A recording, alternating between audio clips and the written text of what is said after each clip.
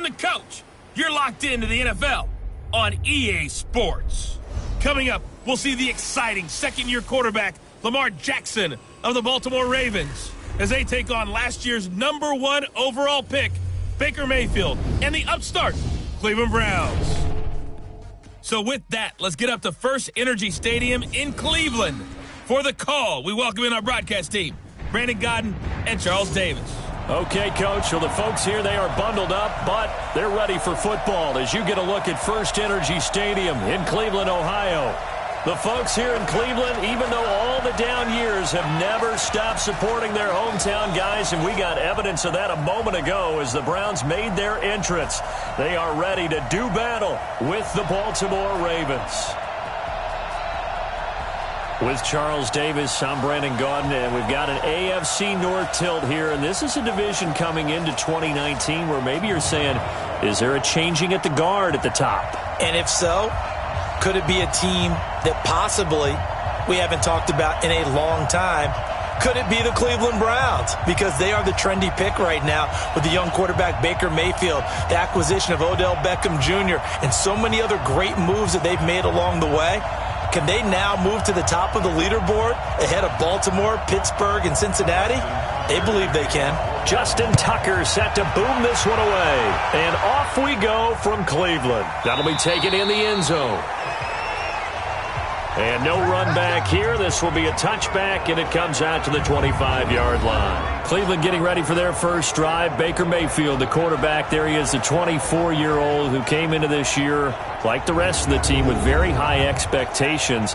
Touchdown to interception ratio this season, well, it's been right around 50-50. Much different from a year ago when he had 27 touchdowns to just 14 interceptions. But I mentioned all the hype around he and the Browns coming in. Last year, 7-8-1. A lot of people thinking maybe they could make a deep run in the playoffs this year. But looks like Baker and company going to finish the season right around that same record. A first carry now for Kareem Hunt. And if there was a lane there, it closed up quickly as he stopped for no gain. Second down. Let's meet the offense. Greg Robinson. Very, very talented. What a man to set your offensive line with. Greg Robinson can do it all. Tremendous athleticism, great strength, just coming into his own.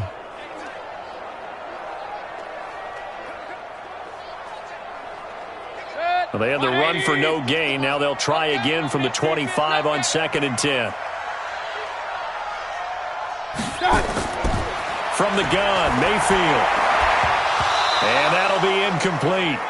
Took a pretty good shot as he tried to pull that one in. Couldn't hang on, 3rd down. And here are the Raven defensive starters. Let's go to the middle of the Baltimore defense where Brandon Williams holds court. And we often talk about how difficult it is to stop a big-time runner. How about trying to stop a big-time guy in the middle who wreaks havoc both with pass rush and against the run? Brandon Williams went to his first Pro Bowl at the end of the 2018 season. So now an early 3rd and 10 here on their opening drive. Let's go, let's go. From the shotgun, it's Mayfield. Pressure comes and down goes Baker Mayfield. Good job. It always helps for a visiting team to come in and set the tone on defense. In fact, when we talked with them prior to the game, they said they wanted this home crowd to feel like they had to hide their valuables when they were in town. Well, the home crowd quiet now early. See if their offense can take over and get some points on the board.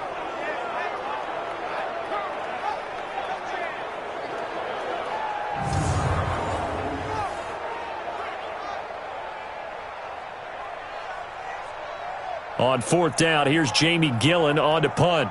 Back deep is DeAnthony Thomas. And he'll get this away into the icy winter air. So possession goes over here on the punt. And the Ravens, they'll take over. Ravens offense coming onto the field. There's quarterback Lamar Jackson. And don't want to hand out awards until the season's officially over. But MVP. Yeah, I think the Engravers workbench is prepped and ready to go to put his name on there. NFL record for rushing yards in a season by a quarterback, passing Michael Vick in Week 15 against the Jets. If you're looking to the playoffs, what do teams need to do to slow down Lamar Jackson? Well, what they're going to try to do is take away all of the running game. And that means you've got to take away Mark Ingram as well, his tailback. Because if he gets things established running inside, that's when Lamar Jackson's really dangerous, faking it to him and getting to the edges.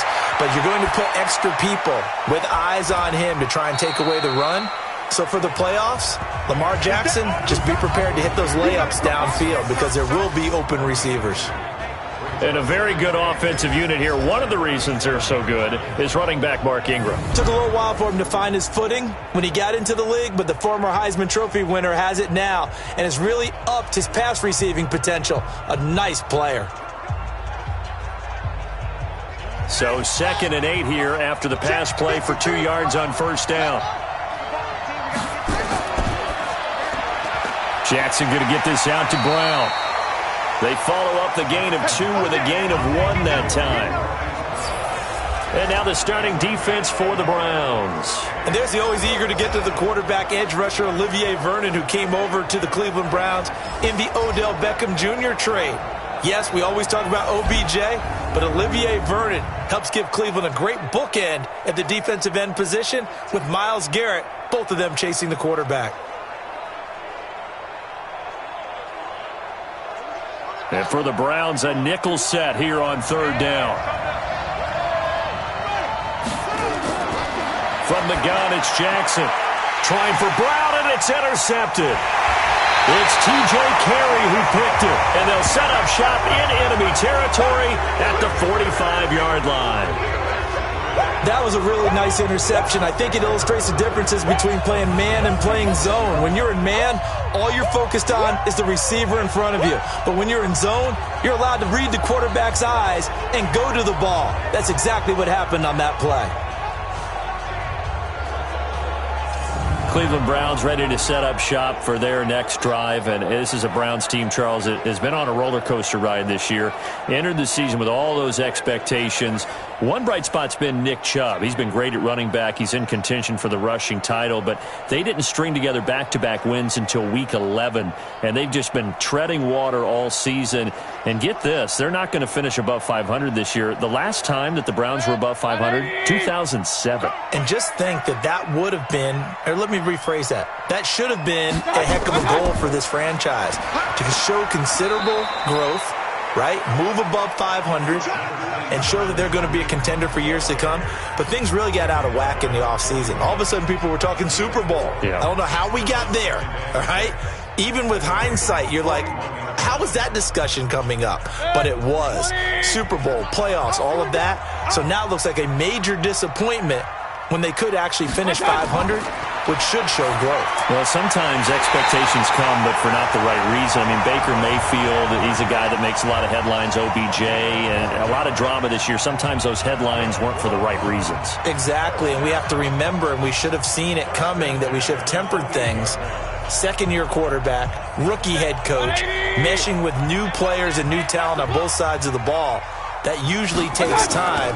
We were looking for the quick fix. A run for Nick Chubb. And he was able to shed the tackle, but the reserves come in for the stop. 2 yards on the pickup there. It'll be 2nd and 8. In order to play really good run defense when you're playing a 3-4, those 3 guys up front, the nose tackle and the guys they call the defensive ends, they're usually big people because they're going to have to eat up a lot of blockers because it's usually 5-on-3. And when they do their job well, guys who play on the inside, those inside linebackers, they're going to just run them and hit. And he doesn't quite make it, taking it within an eyelash. Dropped at the 1. A really nice gain of 25 yards. Well, they obviously red man coverage their partner, and he got downfield, broke down the defender, made him What do you mean by that, Burko? Yeah, he made him think he was going to run a different route. Probably thought he was going to take it upfield, and then he curls back inside for the completion.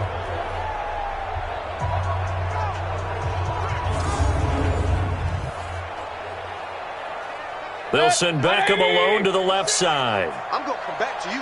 I'm going to come back to you. Check 52. They'll give it to Chubb. And he takes this one in for a Brown score. Punching it in from a yard away as his guys are able to strike first here in this opening quarter. Second effort there, he was determined to find pay dirt, and he did. I think that's a great example of what coaches talk about, a back that runs behind his pads, and he uses pads to get him into the end zone.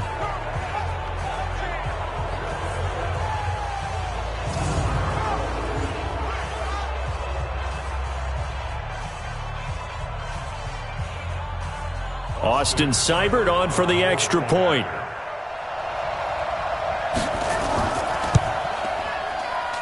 It's up and through to make it 7-0 Browns. The drive summary that time, 5 plays. And Nick Chubb the one to finish it off as he does so with a touchdown run.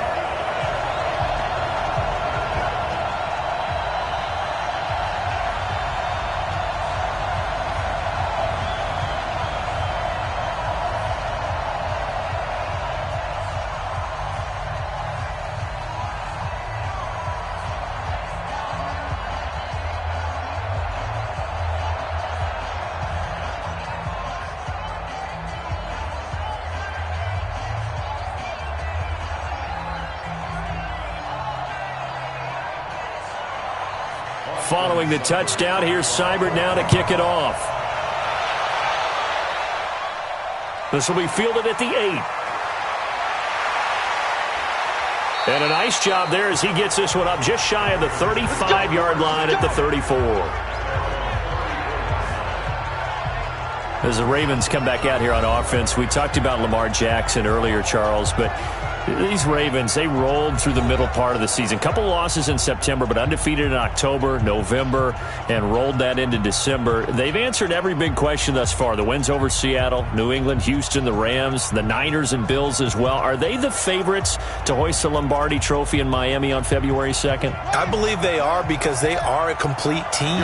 As much as Lamar Jackson powers everything on offense, he has Marquise Hollywood Brown out wide. He can throw the ball deep too. Dependable tight ends led by Mark Andrews. Really good offensive line. Mark Ingram can run it. The defense comes at you from every imaginable angle.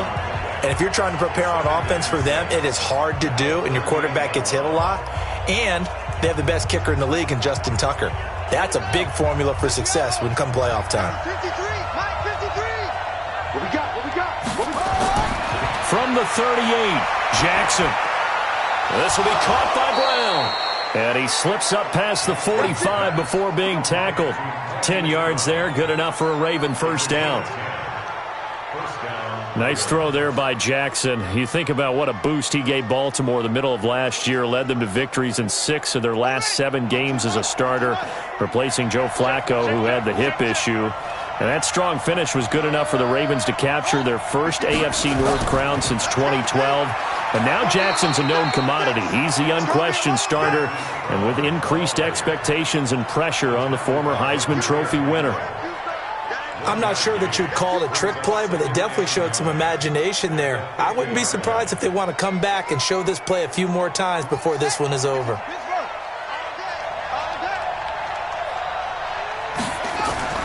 From midfield now, here's Jackson. And his throw here's incomplete. He was looking for Nick Boyle that time. But now it's third down.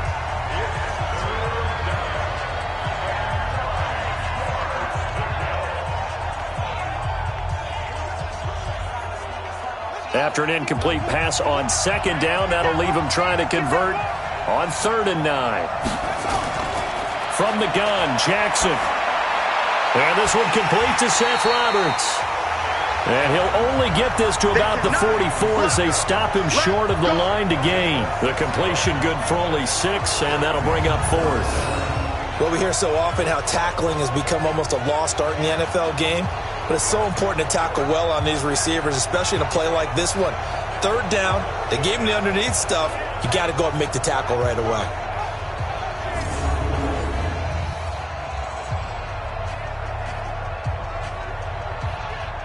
Now Justin Tucker. He has hit from 61 in his career, so he has the leg for this. And this will be spotted on the other side of the field. It's a 61-yard attempt. Everything looked good. Good snap, good hold. Sometimes, though, the ball just doesn't want to go where you want it. And this one winds up no good.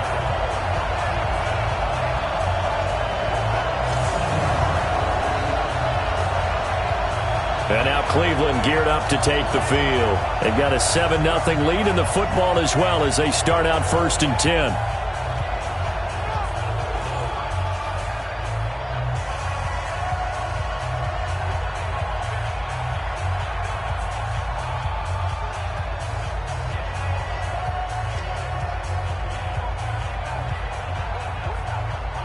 So they tried the 59-yarder and missed it, and now this offense starts just 1 yard shy of midfield. On 1st down, they'll run with Chubb, and he's going to be stacked up right at the line of scrimmage. Nothing there for him. 2nd down. This defense, tough to run against, and those linebackers, they'll go side to side up the field, and there they get them for no gain. If you can't get linemen upfield to the 2nd level to occupy them, they have a field day just running to the football and putting ball carriers on the ground. Not many yards after contact when they wrap up like that. They try to throw on 2nd down, but this one is incomplete. The Pro Bowler Odell Beckham, the intended receiver, and that'll make it 3rd down. One thing I have learned, receivers don't mind high throws so much to the sideline, but do that over the middle to them, and not only are the DBs going to throw a little verbal trash their way, when they get back to the huddle, they're going to have a few words to say to their QB, aren't they? Yeah, hung out to dry a little bit there on the high throw. Luckily fell incomplete. He finds Beckham complete. And they convert on 3rd with a gain of 22. I don't care who you put on him. He's going to be a handful in one-on-one throws. Yeah, right now you're right. They're in man-to-man. Maybe need some safety help. I would say that'd be a good idea. Double team him somehow. I'm going to have to make someone else beat me rather than let him shred my defense.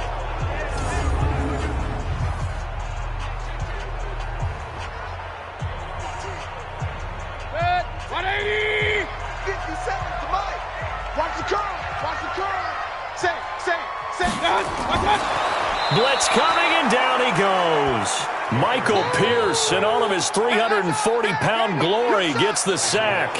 Well, you don't usually get a sack from a nose tackle spot, but we got one there. No, we don't, and a lot of the times in passing situations, they end up off the field anyway. So how happy was he to work his way back to the quarterback and put him on the ground? He's going to end up with a nickname after something like that, some Big Jelly or something like that. The sack cost him only a yard. It's 2nd and 11. Let's go. Mayfield hands it off to Chubb. And they won't fare much better here as he maybe gets back to the line. No gain that time, and it leaves him with 3rd and 11 coming up. And as a defensive end, getting off the ball quickly, swarming to the football, making a tackle, that's what we saw right there. Yeah, and that's what their job is. And really, a lot of the time, they have to throttle back a little bit in the run game because you know those defensive ends, they're like in a sprinter stance. They're just headed straight for the quarterback. That was good recognition on that play to hold him to no gain. And he gets it to his running back, Nick Chubb. That'll move the sticks for the Browns, a gain of 12. We always talk about having to read defenses and how complicated that is. Well, this was an excellent read. Read the pressure and got rid of the football before it even got to him for a nice game. And when they're blitzing like that, running back usually a good spot to go with the football? Without a doubt, because he's right in your sight line or he's near you. So you're able to just get it to him easily. And once he gets in space, that's usually a good matchup for him.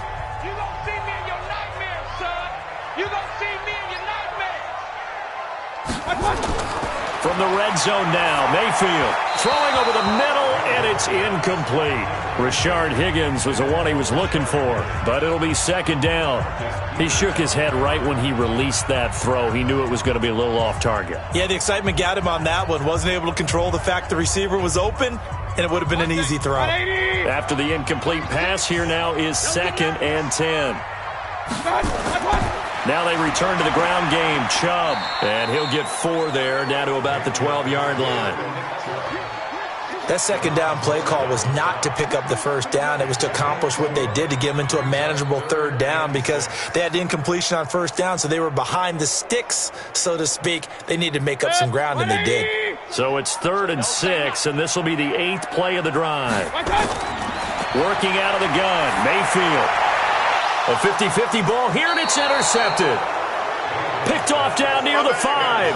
And a big turnover there as his guys will get the football back. Brandon, this is why golfers do their best to never count a score in their head before the ball goes in the cup. This looked like a slam dunk for points on this drive, didn't it? Instead, they throw an interception, and they're going to come away empty.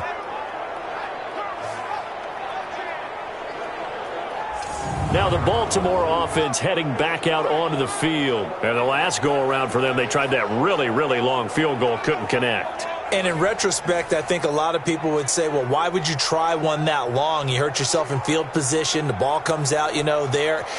That only helps the other team. But I look at it as maybe it was a double shot of confidence. Confident the kicker could make it. And even if he missed, confident in their defense that they could hold him.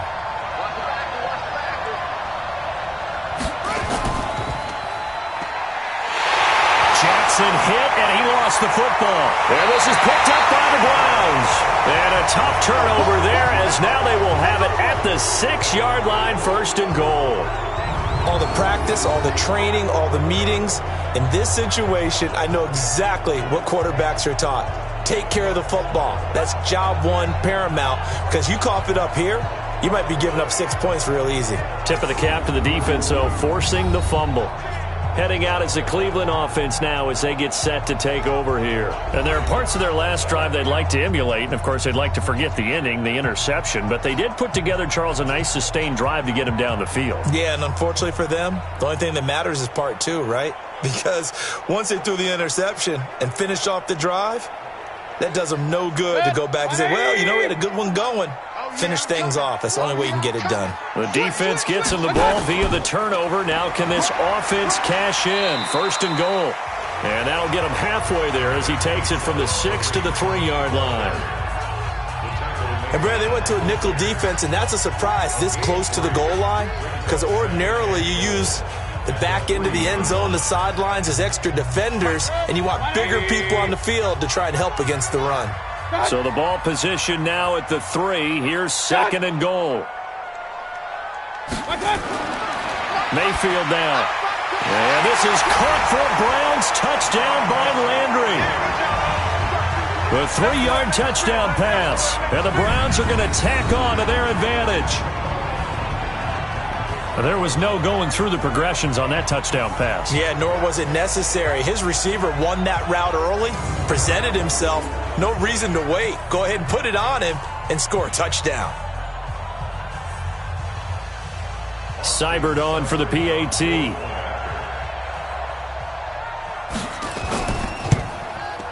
And it's good to make it 14-0. Well, that drive started with not a whole lot of real estate in front of them. In plus territory, excellent field position. 2 plays later, pay dirt.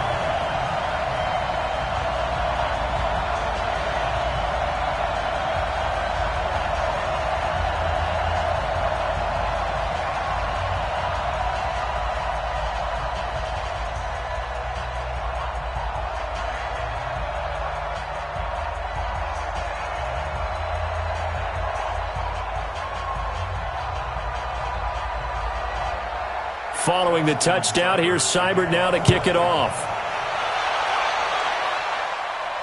This is taken at his 4.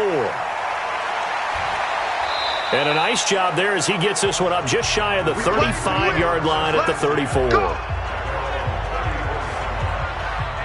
And now Baltimore gets set to take the field. Already down 2 touchdowns here in the first half. This becomes a pretty important drive, doesn't it? It certainly does, and a lot of the teams script plays. We know that, right? They have a script to start the ball game, and typically those scripts go between 12 and 24, 25 plays. Down 2 touchdowns early, probably not very deep into their script. I think that they'll stay with it. I don't think they'll abandon it just yet and try and generate some offense on this drive. Anything. At least 3 points, get that 0 off the board. They'll fake the give to Ingram. Now Jackson. Open man is the tight end, Nick Boyle. And he gets this to the other side of midfield across the 45 before going out. 23 yards on the play. Those are the types of throws that Jackson has to be more efficient with this year. He really put an emphasis on improving his passing accuracy in the offseason because last year as a rookie, 58%, that was it. And his quarterback coach said the ball is coming out of his hand cleaner. The timing looks better. That's what they're hoping for. Everybody knows he can run, but now he continues his quest to be more well-rounded and improve on his conservative 1,200 yards and 6 touchdowns he threw for last season. They go to the former Saint, Mark Ingram, and he's dropped right at the 40. Gain of 3. Give him 3 on first down. It'll set up a 2nd and 7. Some of the most unselfish players on any football team, defensive tackles, because we ask them to just eat up blocks and allow other people to make tackles. But when he can make a play himself, as we just saw there, that's a big day. Well, if the coaching staff's doing a good job upstairs, they'll file away what they just saw from the defense right there. They sold out to stop that running play. I'd say keep that in mind. They want to try that again, go play action, hit them over the top. It looks like a nickel set now for the Browns on 3rd down. They'll try to run for the first with Ingram. And he picks up the first before he's taken down at the 29. Give him 7 yards on the play as they do pick up the 3rd down conversion. Well, you're down early. How do you get back in the game, maybe establish the run? I think they're trying to do that. Now, I'm with you on that one, and what I like about the message is that there's no panic from the head coach. He's already told his offensive coordinator, let's run the football, let's get things settled down a little bit and find our way back into this game. 53, Mike. Watch the curl, watch the curl.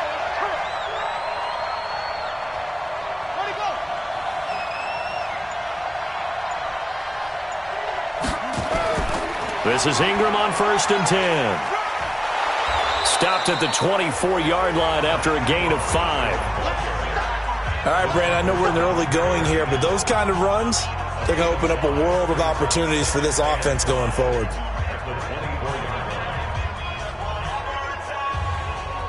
The first down run got 5. Here's 2nd and 5. They run from the pistol with Ingram. They'll get him to the ground at the 20 following a pickup of 4. On any running play that's called, they're always hoping that it's going to break big and go the distance. But when you get a nice gain like that, you're able to do so many things anyway. You can come back and run essentially the same play again, continue to move the ball on the ground, or you can decide to throw the ball now because usually you have the defense back on its heels. It's complete to Snead. And he gets the first down yardage before he's brought down just outside the 10 at the 11. What a methodical drive this is turning out to be. That time 9 yards, and the sticks move again.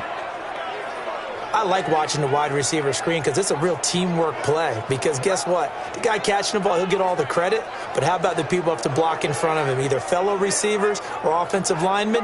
That makes that play a really nice timing play, and sometimes it can break big.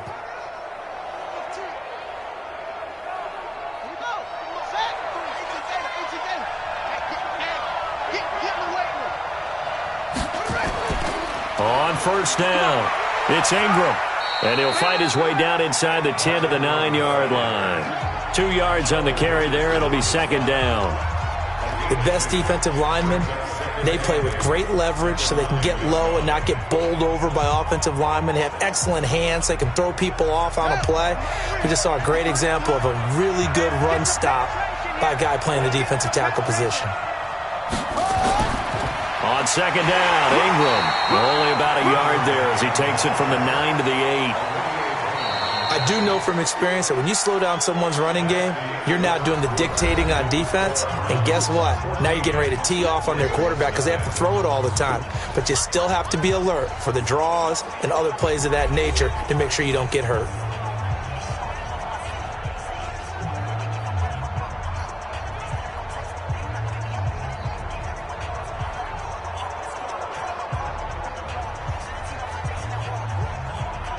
The Ravens on third down. They've hit 2 for 4 thus far. This is 3rd and 7. Jackson now. He'll buy some time right. He can run for it, and he will. He'll wind up getting 4 yards there on his own, but it also brings up 4th down. I like this effort there. He got it done on his own. But let's face it, he puts defenses in a really stressful spot when he takes off and runs because a lot of guys have coverage responsibilities. Good job of rallying, though, because I thought when he first took off, he might pick up the 1st down. Tucker's kick is good. And they will get themselves on the board here at 14-3. Tucker named the league's all-pro kicker for the 3rd time in 2018. Go ahead and admit it. The only time that you get excited about Justin Tucker kicking is when he actually misses. It's and rare. Excited is not the right word. Surprise is more what we're talking about. 90.1% coming into 2019. He's incredible.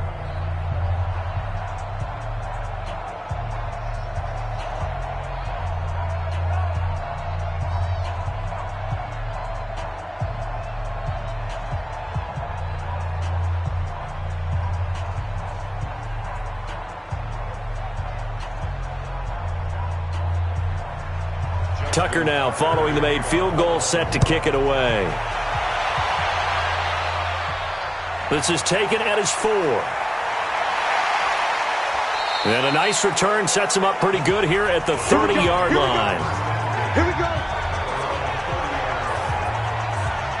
The offense trots back out there. Let's turn our focus now to Nick Chubb. It's the 2nd quarter. His team has the lead, but I think he's hoping for a little bit more production out of himself. And we often talk about preaching patience to a runner when things are a little bumpy in the early going, but we have to do the same thing with the offensive line. They can't wait to halftime to make the adjustments. They have to do it from series to series. That's where those surface tablets come into play. Check out what the defense is doing and see if they can find a better way to run it. So they search for that patience here now. They go play action. Mayfield. It's caught by OBJ. And he's going to be taken down here with a penalty flag on the field.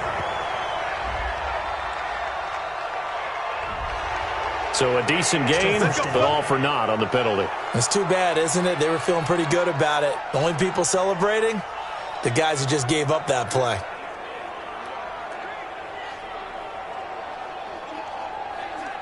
They're backed up here with a 1st and 20 now after the holding penalty.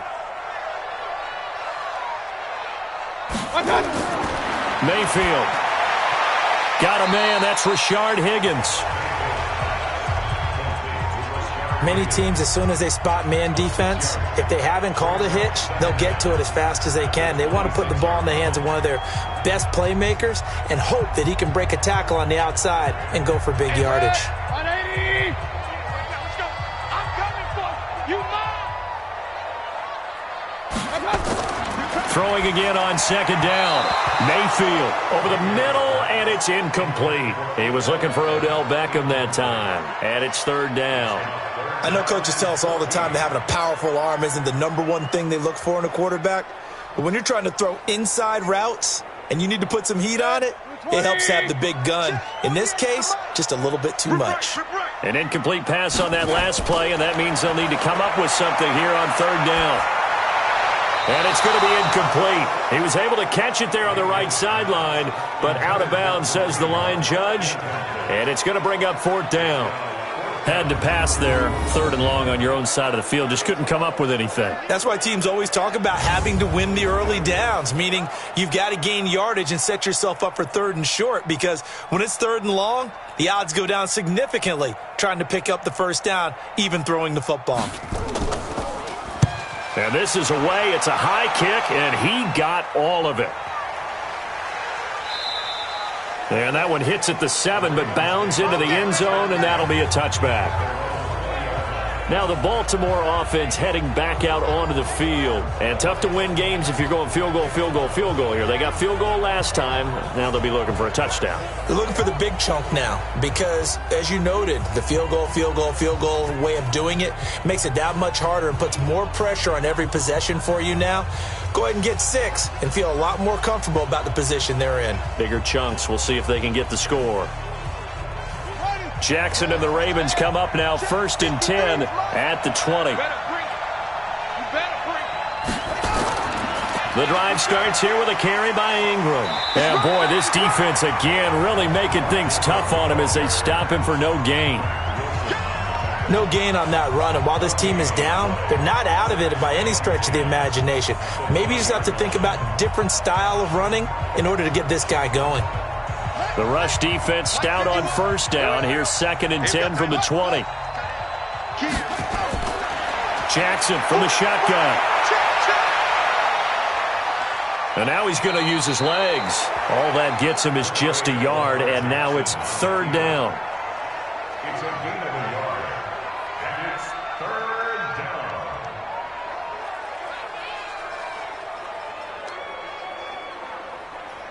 The Ravens on 3rd down. 2 for 5 to this point. This is 3rd and 8.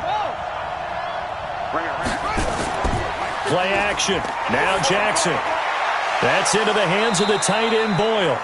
And he'll be out of bounds across the 30-yard line. They'll get 9 out of that one, and as a result, the drive continues.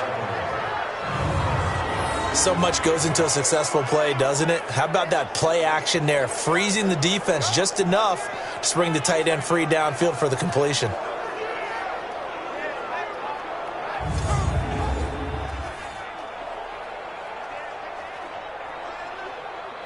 Jackson now hitting on 80% of his passes in the early going. 8 of 10. It's 1st down. Now flags will come in. I think this one's going to be on the defense for jumping.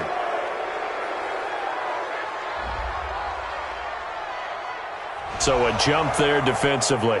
And it's a killer. Watch the football. Don't move across the line of scrimmage until the ball moves.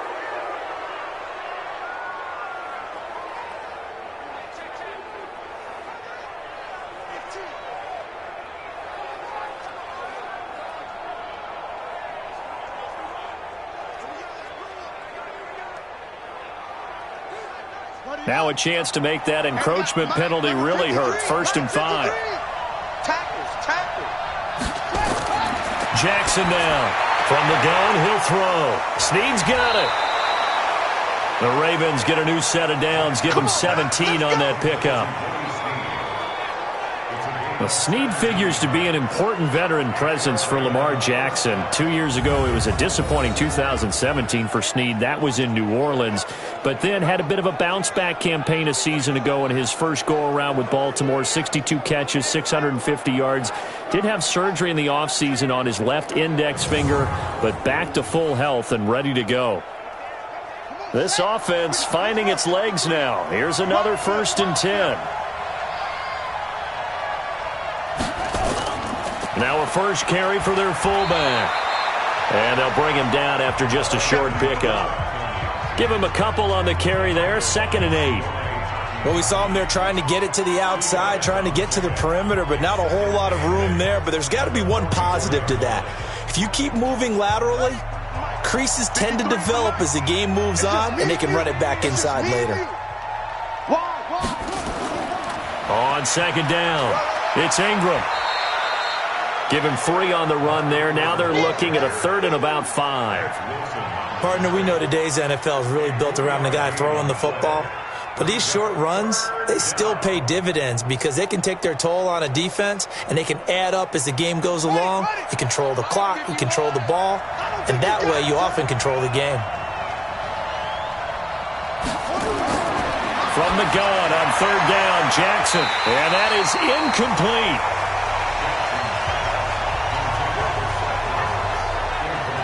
You hear the calls for a penalty, but I just don't think so. I think in this situation, the defender was making sure his guy couldn't hold on to the football. So I don't see anything that warranted a flag. No, I'm with you. There was contact, but I'm happy they kept that flag in the back pocket. Now Justin Tucker. He has hit from 61 in his career, so he has the leg for this. So this will be spotted on the midfield logo. It's a 58-yard attempt, and this kick is not going to be close. It's well short, well right to boot, and this score will stay right where it is. So it's a 2nd missed field goal here in this first half. He'll have to think about that going forward. Maybe time for a little soul-searching as well. Yeah, the head coach might be looking towards the heavens because you wonder if this will affect the 4th down decision-making going forward. If you get 4th and 3, 4th and 4, situations that used to be calls for the kicker might get a second thought.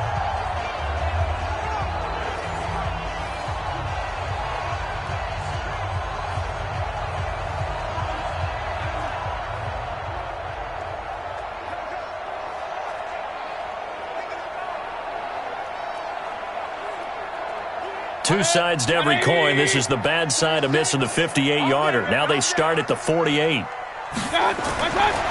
1st and 10, Mayfield. His throw incomplete. The intended receiver was Rashard Higgins. And it's 2nd down. Just a little beyond the reach there of his receiver. That's probably one he wishes he had back. He wishes it had been 7-on-7 in practice, or maybe even routes versus air, because that's a completion he makes, 9.9 times out of 10? Just missed that one. Mayfield leaves it for Hunt on the draw. And he's going to be down close to a 1st down at the Ravens' 42. I thought that was a good call. Passing situation on 2nd down. They hit him with the draw instead and pick up nice yardage. Yeah, because the draw, they're thinking pass when they see that initially defensively, right? Well, you know, in today's NFL, most of the time on 2nd and long when it's a passing situation, pass rushers are on the field and they're only thinking one thing, get to the quarterback. And oftentimes you can bypass them with a running play. Well, they hit him in the backfield and he will not escape. And that is not going to get it done. He came out ready to play. That's 3 tackles for a loss, Charles. We're only in the 2nd quarter. And that's problematic for the guys trying to run offense because that means he's got a pretty good idea of what they're doing and is actually beating them to the point of attack and making those plays. Might have to think about some misdirection or something to try and get him away from the ball. So on trots the field goal unit, and wow, this is going to be a challenge here. They spot it on the midfield stripe, so it is a 60-yard attempt here. That's running out of steam, and it won't get there. He left it just short, no good, and this score will stay right where it is. It's not too often you see a holder putting that football down right on the midfield stripe. 60 yards, Charles, but a little bit too much to bite off there. Yeah, it's good to show confidence in your kicker. That might have been just a little bit too much. I'll guarantee you, as you just noted, putting it down on the midfield stripe, the holder's thinking to himself, that's a long way. Probably not as confident as well.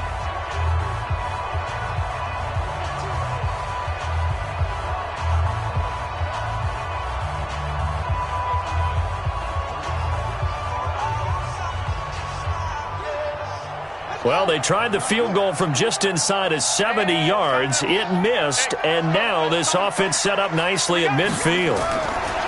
From the midfield stripe, they'll look to throw. He's going to find his tight end, Boyle. And he'll get it into enemy territory just across midfield at the 49.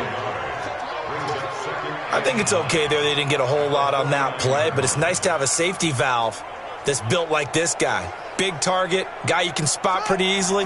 Put it on him when your other targets aren't open. They only got a yard out of that last completion, and that makes this 2nd and 9. A 10th carry here for Mark Ingram. So he got free of 1 tackle but couldn't do a whole lot else. It's a 4-yard pickup there, and it leaves him with 3rd and 5. It's interesting going into this game. There was so much talk from both sides about who would control the line of scrimmage. I think we've seen who has it in this one so far. Well, they've bottled him up. He's barely averaging over 3 yards a carry right now. To throw is Jackson from the gun on 3rd down. Flushed out right. He may try and run for this. He's got the 1st down here inside the 30. Big yardage there on the scramble. It gets him a 1st down. We just saw a nice example of why teams often bring in baseball guys to teach quarterbacks how to slide in key situations. You want to protect your franchise guy. Make sure he doesn't get hurt. He did exactly that on that play. A perfect slide to avoid the big hit and pick up a 1st down.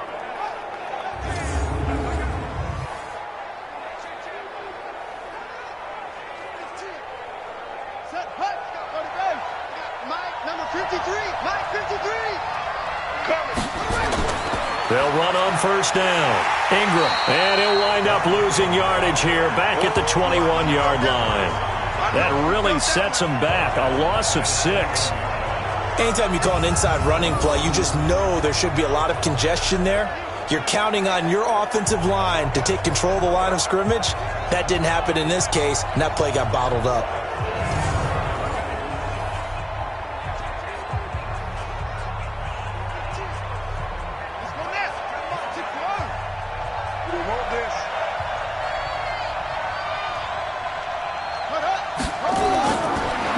second and 16.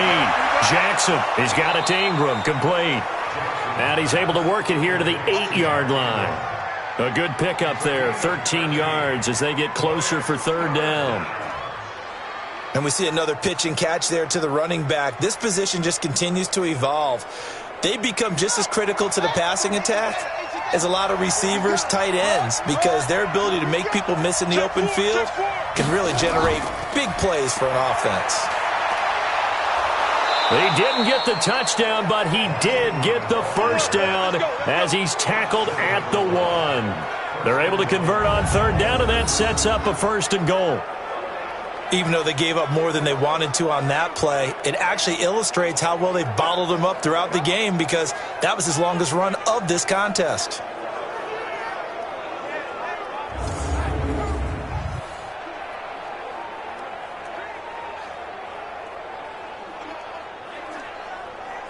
So they've been in the red zone 3 times, and it's yielded just 3 points. Can they find the end zone here on 2nd and goal? Now Jackson looking end zone, but it's incomplete. He was looking for his tight end, Mark Andrews, there, but it'll be 2nd and goal.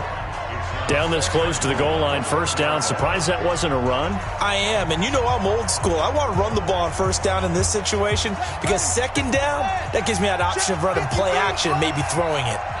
Another shot from the 1 on 2nd and goal. And they'll let the fullback try and take him home. And he will take it in for a Ravens touchdown. Taking it in from a yard out as his guys are back within a single score. And they just powered it in right there, Charles. 3 tight ends out on the field. The fullbacks for the defense, they knew what was coming. They knew, but they weren't able to stop them. They knew they had to meet them with a little bit of force. But on that play, the big guys up front won the day.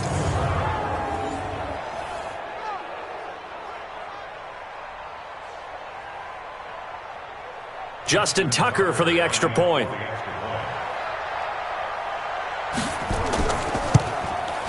And he's got it. That cuts the lead. It's now 14-10.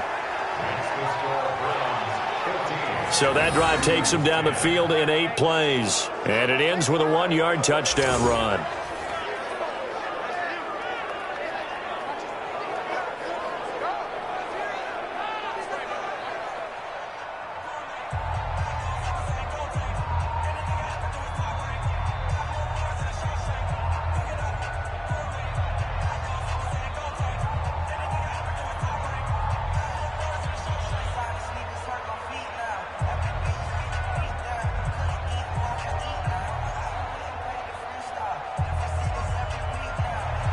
Tucker now to kick it away following the touchdown. This is taken at the 3. And nice work on the return as they'll start their drive just past the 30-yard line.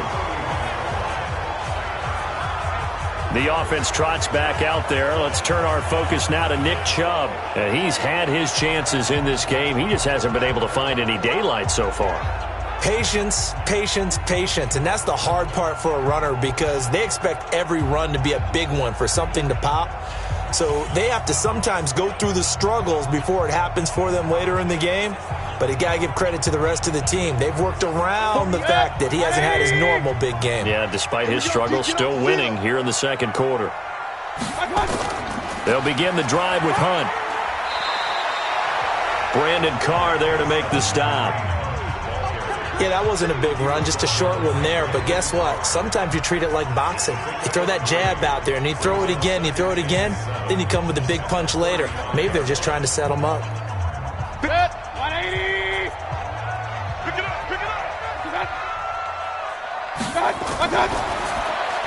Mayfield with a quick fire to Landry. He'll be dropped shy of the 40 despite an excellent display of footwork.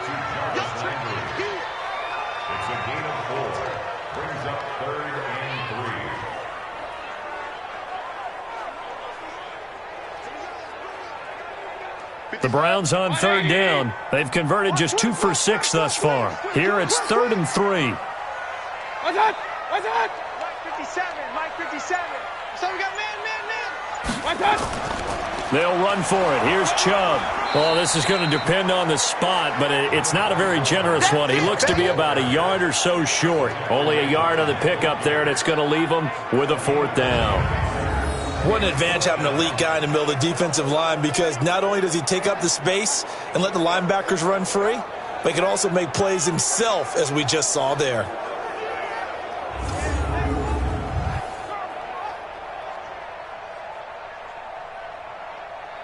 Here's Jamie Gillen now as he's on to punt for Cleveland.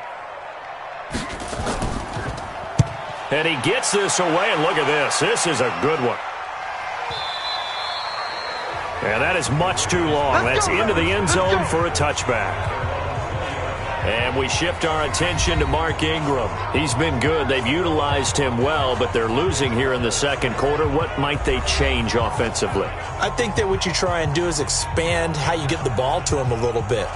Get him out in open space, maybe swing the ball to him. What's that they used to call it in the West Coast offense, the long handoff? Yeah. Serve as your running play that way, as well as continue to feed him the football. Some of these runs now may pop bigger later in the game because of the effects of running it. Sometimes people, after a while, they don't want to tackle him anymore, or they get tired, or they get out of position, or he runs through tackles.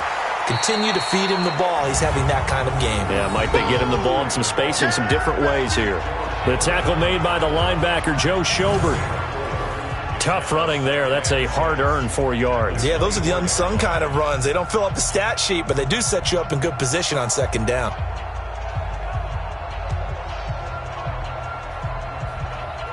They'll come up 2nd and 6 now from the 24.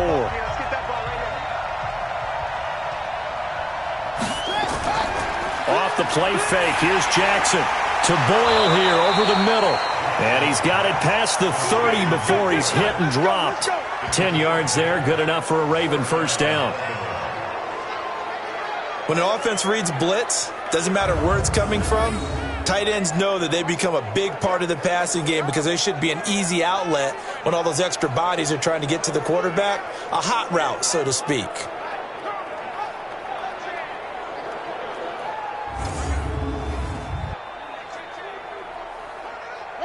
Jackson now 12 of 16 thus far. It's 1st and 10.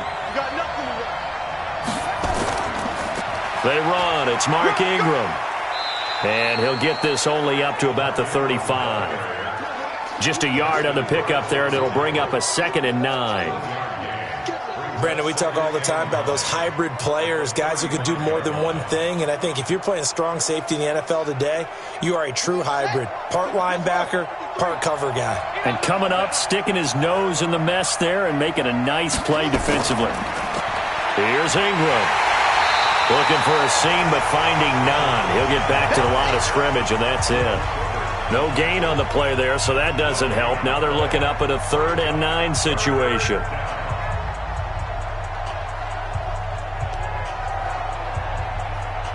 And on 3rd down, a nickel formation here defensively.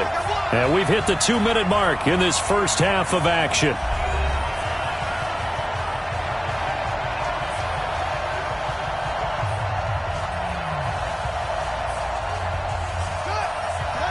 A reminder that when halftime rolls around, Jonathan Coachman will have all the highlights and analysis of this first half of play. From looking for Snead, and it's intercepted. Picked off by the rookie from Alabama, Mack Wilson. And they will finally put it into the return, but not until he takes it back all the way inside the 10-yard line. When a team's turned it over 3 times in the first half, we just look at the offense and say, guys, what are you doing? But instead, we really should be looking at the defense. They've created the takeaways. 2 interceptions, 1 caused fumble. They played awfully well swarming to the ball here in the first half.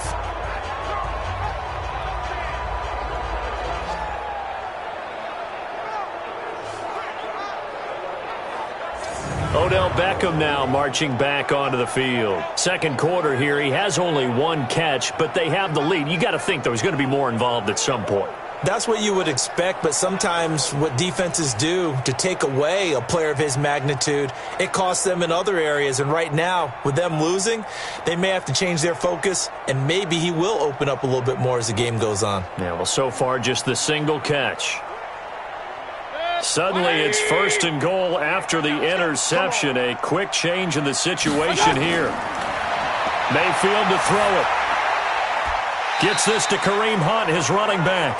A full 5-yard loss that time. It's going to make second down pretty tough. When you lose that kind of yardage on a pass play, you often expect it to be a sack. But that wasn't the case there. They completed the pass. Probably would have been better off just dropping the football and making an incompletion as opposed to catching it and losing that kind of yardage. So first down went in the wrong direction. They're at the 13-yard line. Here's second and goal.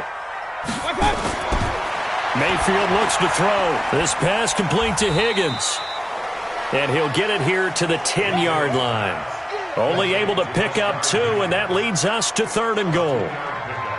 Brandon, perfect defense in this situation would have meant that there was an incompletion. They would have picked it off. Okay, so they gave up the completion.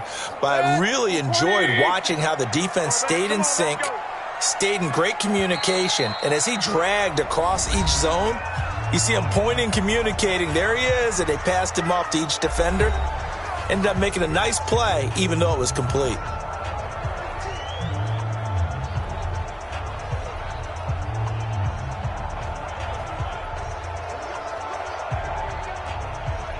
Boy, you'd hate to squander this great field position. Here's third and goal. From the gun, Mayfield. Open man is Higgins. And this effort won't be enough as they rally up to stop him a couple of yards short.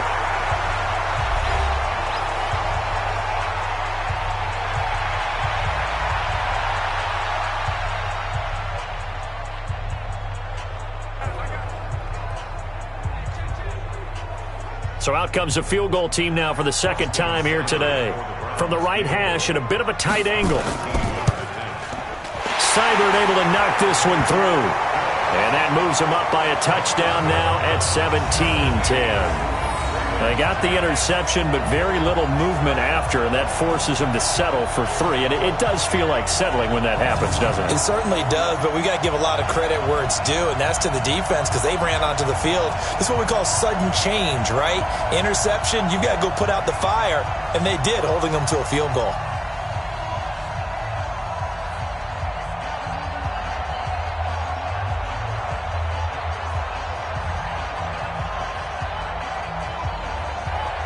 After the made field goal, Seibert back out there to kick it away. Fielded about a yard deep. And he'll take this one near the 25, call it the 26-yard line. Let's go. This Ravens offense heads back out there, led by Lamar Jackson. And he comes out on the heels of an interception he threw last time they had the ball. Yeah, and you know, the quarterbacks that I know that are the best ones, the ones that really know how to lead their team, they tell them, that's on me. That's my bad. But let's go back out there and move ahead again, guys. We can get this done. One good thing for him, it did only lead to 3 points and not a touchdown after that turnover. Big thanks to the defense.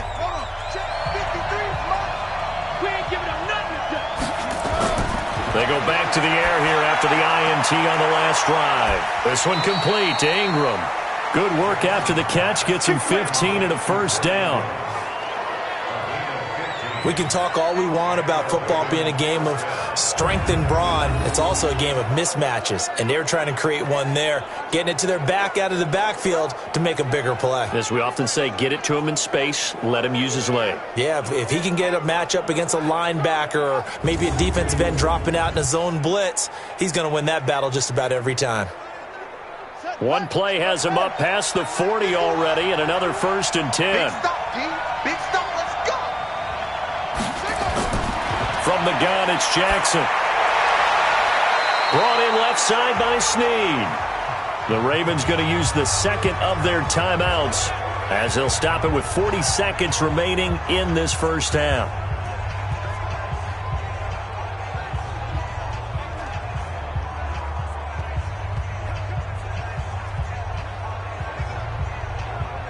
Four yards on that last completion, so that sets up 2nd and 6.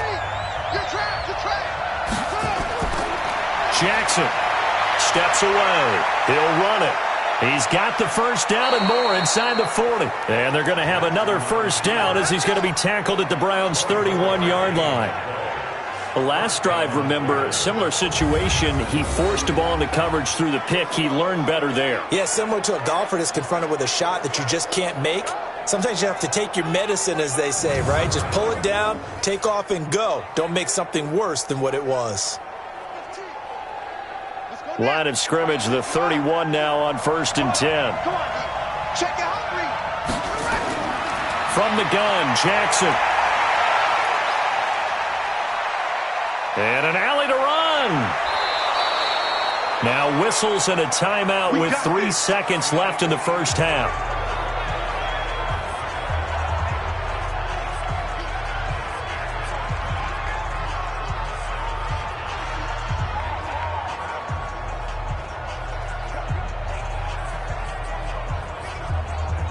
So 3 seconds here remain in the half. On is the field goal unit to see about getting 3 points. And Tucker's kick right there. It's good. And that will do it for this first half. So we've reached halftime here in a 4-point game.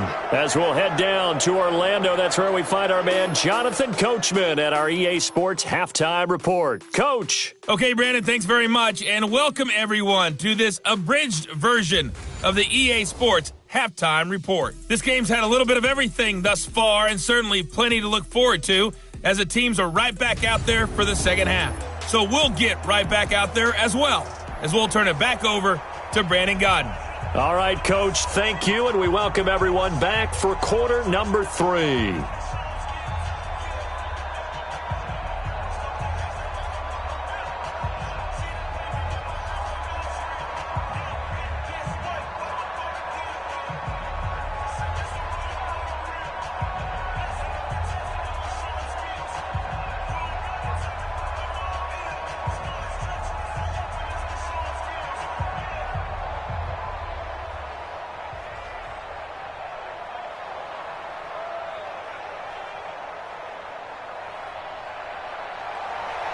Both teams appear ready for the fight ahead, and we resume action here in quarter number 3. That's fielded in the end zone. And no run back here. This will be a touchback, and it comes out to the 25-yard line. Out come the Ravens now. They'll go on offense first here in this third quarter. They're down here, but very much in this game. What's the tonality of a coach's talk when a game is within striking distance like this at intermission? Typically, what they're doing is emphasizing the things that went well in the first half and wanting more of that. Sure, you've got to go over some of the errors and clean up some things because there's a reason you're down. But overall, I think they want to stay positive, stay up with this team. We're just starting the second half, and we've got the football. Let's go ahead and punch it in, and then we'll take it from there. See how that recipe works. This pass into the arms of Snead. And they get him down, but not before he takes it across the 40-yard line. The Ravens get a new set of downs, give them 17 on that pickup. You can see the time and effort and thought that they put into their passing game because it was evident right there. It looks like a simple pitch and catch, but you and I both know that they have planned for this and worked hard to make it happen.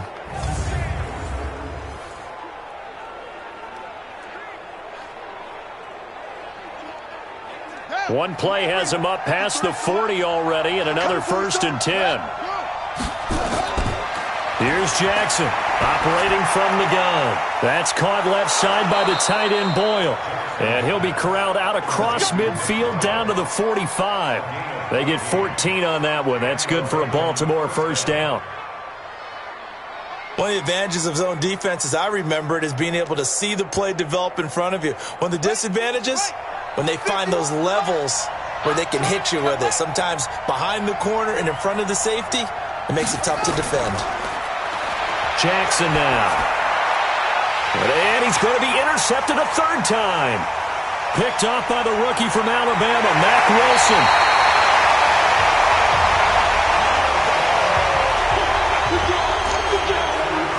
Well, that's 3 picks he's now thrown in this game. And I know this, the holiday season, because here we are in December. Right, it is the season of giving. Maybe for his own sake, after the game, he may have to announce that he's donating certain amounts to charity for each interception that he threw.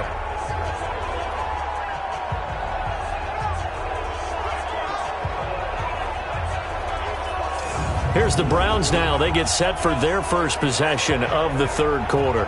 And they had 3 points last time, but they didn't want 3 points because they were well within range of scoring a touchdown. We'll see if they can do better now. I'm with you on that one. Let's just go ahead and be frank about the whole thing. The only one happy about the 3-point? The kicker. Exactly. He put it through the post. That's going to help him at contract time. But that offense, they're thinking, let's get in the end zone this time. I don't know if that helped him at contract time. You could have kicked that one through. I don't know about that. Toe bash. I don't know about that.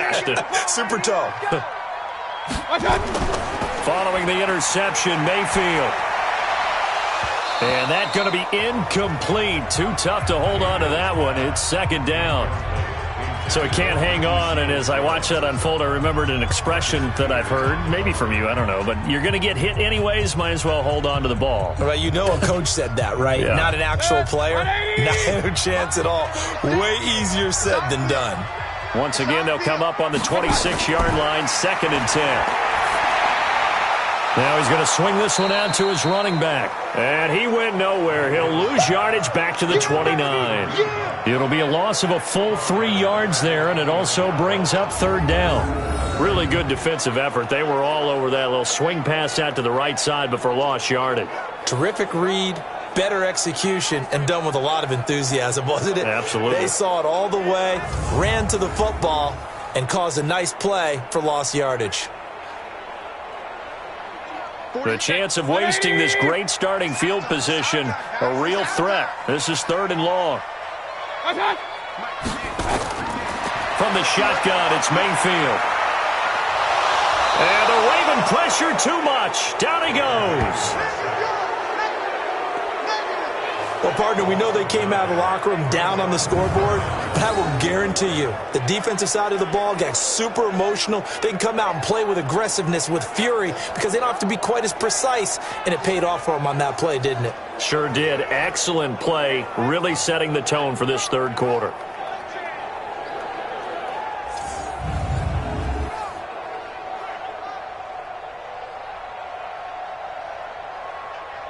Here's Seibert for the Browns field goal. This from 54 yards away. A 54-yard attempt.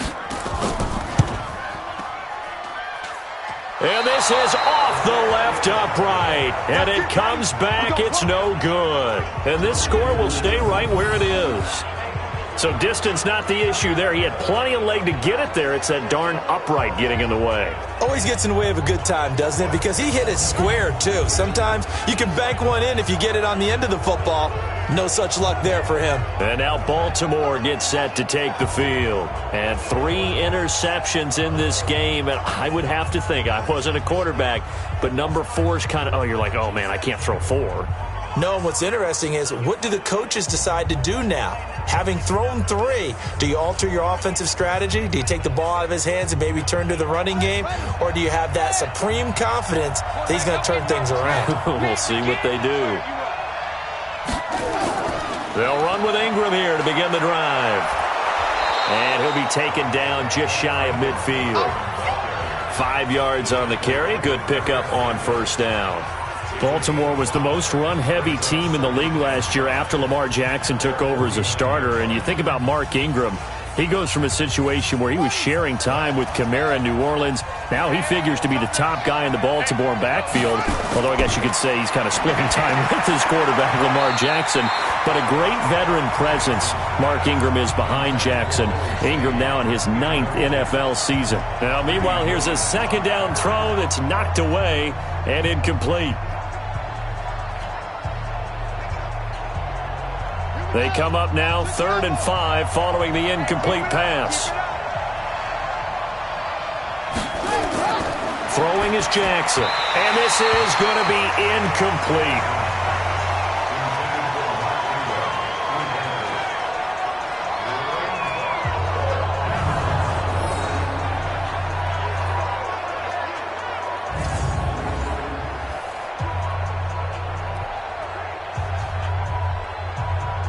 Here's Sam Cook now, as he's on to punt for the first time this afternoon.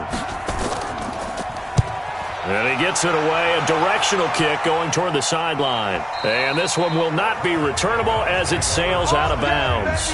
Could not have thrown that out there any better. When the ball hit the ground, I thought it might go into the end zone the way it was angling, but perfectly jutting out at the 1. You think maybe what we saw in practice came into play there? You know, he put those big cans down on the sideline and angled for him and shot for him. Looks like it worked out pretty well for him, too.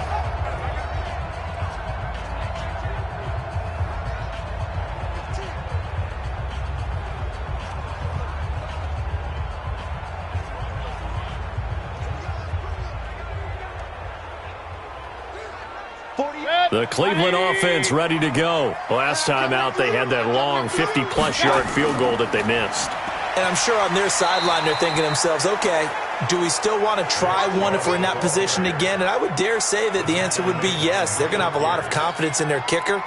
But just to be on the safe side, I'm sure they told their offensive guys, can we get a little bit closer this time? Closer. Yeah, you know, I'd rather get in the end zone first and foremost. But if all else fails, less of a field goal attempt for him. They run it again with Chubb. Oh, and he's not going to make it out of the end zone. The push too strong, and that'll be a safety. And you know, the man who sat in my chair the last few years, he has a theory. These plays, these safeties, they're so rare. Maybe they should be worth more than 2, maybe 4 points. I think he's got a great point. I really do, Brandon. But I would go ahead and up it to 6. I'm a former defender. Oh. To me, that's like scoring a touchdown. Easy now. I'll go 4. I don't know about 6. Come on. Come up to 6. A lot of points.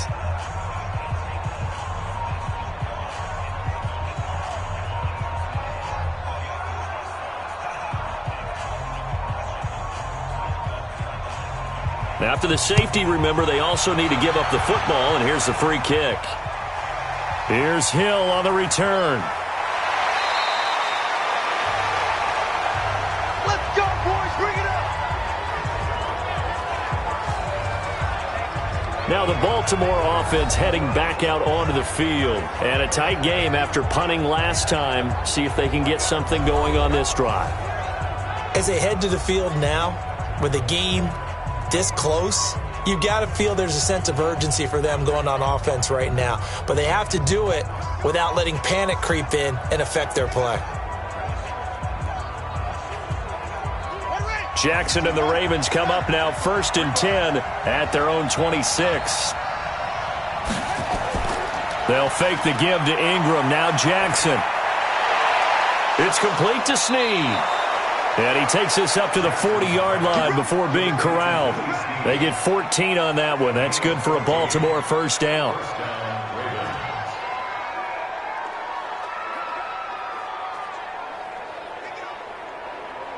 Jackson now 6 for 6 since coming back out of the locker room. It's 1st and 10. Now Ingram, he's been busy today. So a nice job to break the 1 tackle, but not much daylight after that as he's brought down. Olivier Vernon brings him down. And this is why aggressive defensive coordinators love to blitz. It wreaks havoc because they end up taking their attention to the blitzers, freed up the D lineman to make the play. And let's pin the mirrors back and go full strip. Again, they'll run with Ingram. And able to break 1 tackle, but then quickly brought down. I know that speed is the hallmark of today's NFL game, but the key to good rushing defense is still having your linebackers set the edge.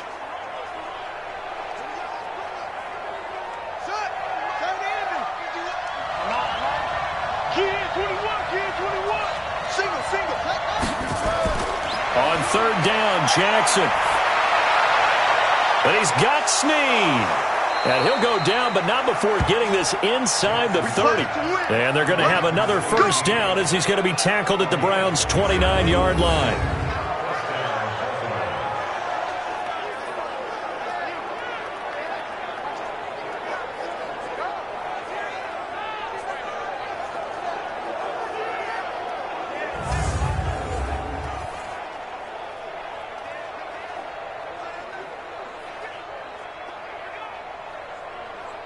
So a 1st and 10 upcoming from Browns territory now as they're down to the 29-yard line. Jackson. Snead's got it. And inside the 20 before he's brought down. 10 yards there, good enough for a Raven first down.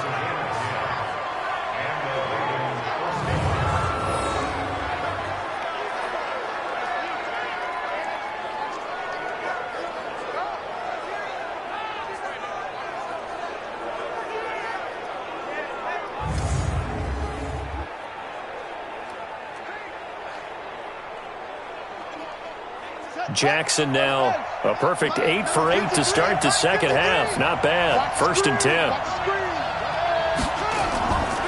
Draw play. Ingram now. And a good gain here of 9 from the 19 down to the 10. And there we saw one of the downsides of blitzing during a rundown, because sometimes you get out of your gaps. You don't fit the run quite as well because you're headed towards the ball carrier with abandon. The previous run, good for 9. Here's 2nd and a yard.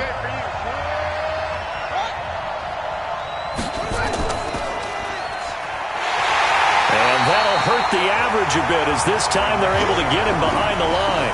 Officially, it will go as a 1-yard loss, and that's going to lead to a 3rd down. I don't think there's any doubt that if it's me, I'd be really cautious about continuing to call this play, because you got to know, defenders, if they get a free shot at the QB, they want to take it, and they want to take it big. And they got it there on the option play for a loss.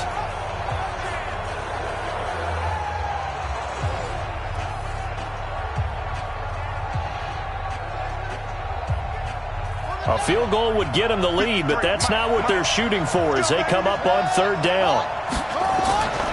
And a 20th carry now for Ingram. Boy, no chance, as he was met and dropped behind the line there. They end up getting stuffed twice after that 9-yard gain back on 1st down. They tried to run right into the teeth of the defense on 3rd down, but looked like those teeth were pretty sharp. They were having absolutely none of it. Stuffed them for a loss. Yeah, couldn't get any leverage up front and move people aside in order to run the ball. Here's Justin Tucker now for the Raven field goal try.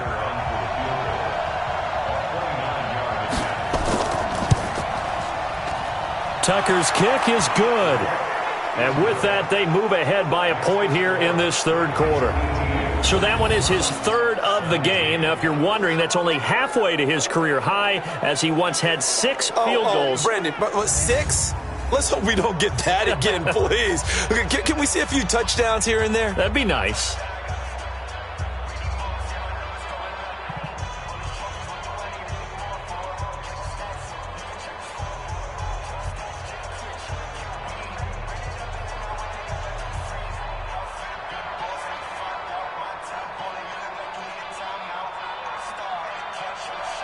Tucker now following the made field goal, set to kick it away. This is taken at the 3. And he's up across the 25 and down at the 28-yard line. The Browns offense trotting back onto the field. And the last time they had the football, they surrendered 2 points on the safety. They don't want to do that one again. No, not at all. It's almost like a bases clearing double, isn't it? Give up a couple of runs. Sure. just messes things up for you offensively. But now they've got to go ahead, take it, set it aside, and move forward. Mayfield going to lead the Browns up now, 1st and 10 at their own 28-yard line. They'll start with Hunt on the ground and give him 6 yards here as he's stopped near the 35 at the 34. And there's a run to be happy with. Good, solid yardage. He'll take that any time you hand the ball to a back.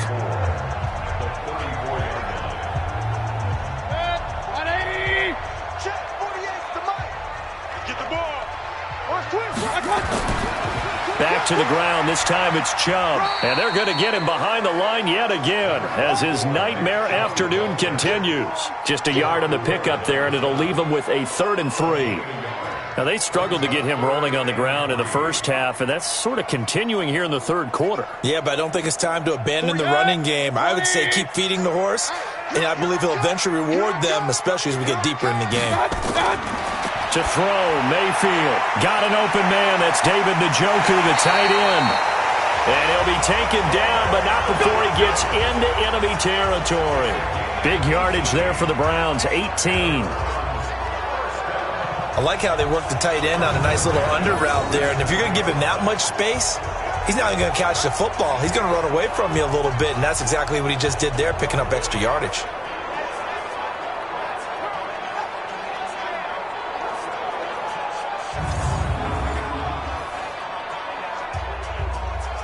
So in Raven territory now. Here's a 1st and 10 at the 47. A run for Nick Chubb. And an alley to run.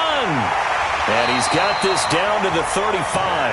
That'll move the sticks for the Browns, a gain of 12. Sometimes with the running game, you've just got to stick with it. Look, this is the third quarter, no time to panic. But that also doesn't mean you just do it the same way you've been doing it the entire ball game. Maybe change up some blocking assignments or run a few different plays, but stay with the overall essence of the running game. Ball up to the 35 now as they come up on 1st and 10. Now Chubb. And some space here. And all the way in. Touchdown, Cleveland. Nick Chubb, his 2nd touchdown of the afternoon. And once again, the Browns are back in front. He's given him a little jolt, just gave him the lead there, but 2 TDs now in the game. And that jolt puts them in the lead. What a terrific job by him. He is carrying the ball and simply saying, I want to win. And now he's hoping his defense has that mentality as they try to hang on to that lead.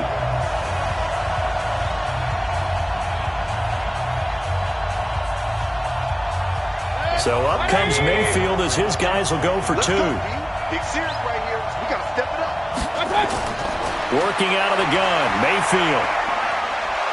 And they're going to get to him, a sack. Sacked back at the 9-yard line. I'm coming back. Well, they tried to get 2 and ended up getting none because the quarterback had nowhere to go with the ball and ends up getting sacked. Nowhere to go at all. Great job, though, defensively. They were ready.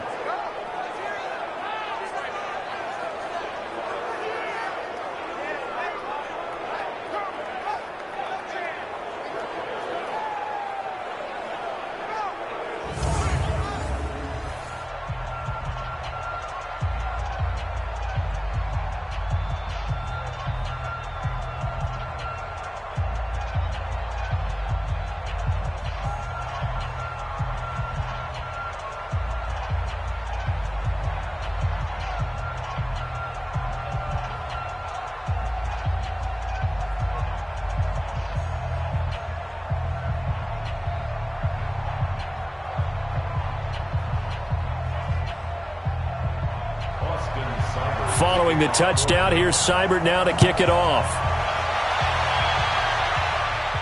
This is taken at the 3.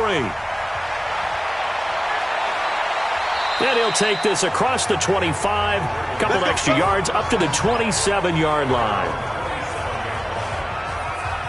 And now Baltimore gets set to take the field. And last time they got 3 points, but it was a chip shot field goal. And when you go to the sideline after a chip shot field goal, maybe the offense not too happy. It's a balancing act, isn't it? Because you're exactly right. They're none too pleased that they didn't punch it in for 6 points. But they also have to remember they did put points on the board. 3 points is 3 points. And in this league, you take points when you can get them.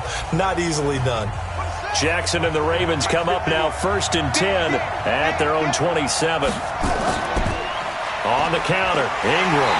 And he's going to lose yards. They take him down at the 26. That's going to go as a loss of a yard, and it'll be 2nd down. They tried to run the counter, just that the defense wasn't fooled. And when they're not fooled, you see the end result. Because what you're doing there, you mentioned the counter.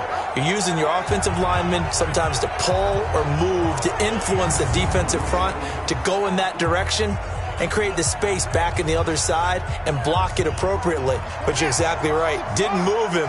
Sat there waiting for him and made the play. A loss of a yard there to start out. That leads to a 2nd and 11. Here's Jackson. He's got it to Ingram. Complete. Give him 6 on the play, and it'll be 3rd down.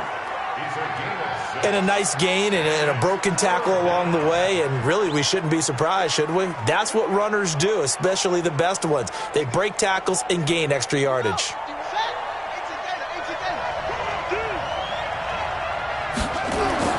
From the gun on third down, Jackson. And he's got his favorite target yet again. It's complete. They get only 4 that time as that leads us to a 4th down. A short gain that doesn't get them the first down brings up a 4th down situation. Really nice job defensively. They knew where the sticks were. They got the stop before it.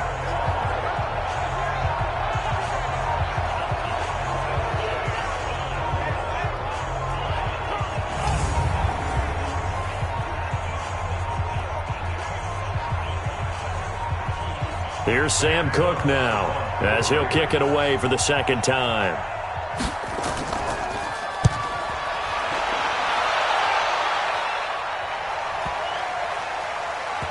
And great special teams work here. This is knocking on the door of the 5. They'll spot it at the 6-yard line. Absolutely love the flexibility of these punters. Their leg drive, able to get it way up in the air, and that allows their punt team to get down there and down it inside the 10 because they've had some time. There's Baker Mayfield as he and the Browns offense comes back out. He's played well. Good first half. He's continued that here in the third quarter.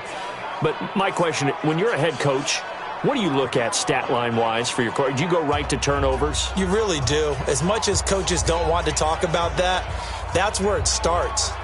When I played in college, our first rule for every game, the team making the fewest mistakes will win. And that's kind of how they judge you. Do you take care of the ball, not turn it over, keep it in the proper hands, and give your team a chance to win? Well, that's what he's done here in this one so far. A gain of 6 there on first.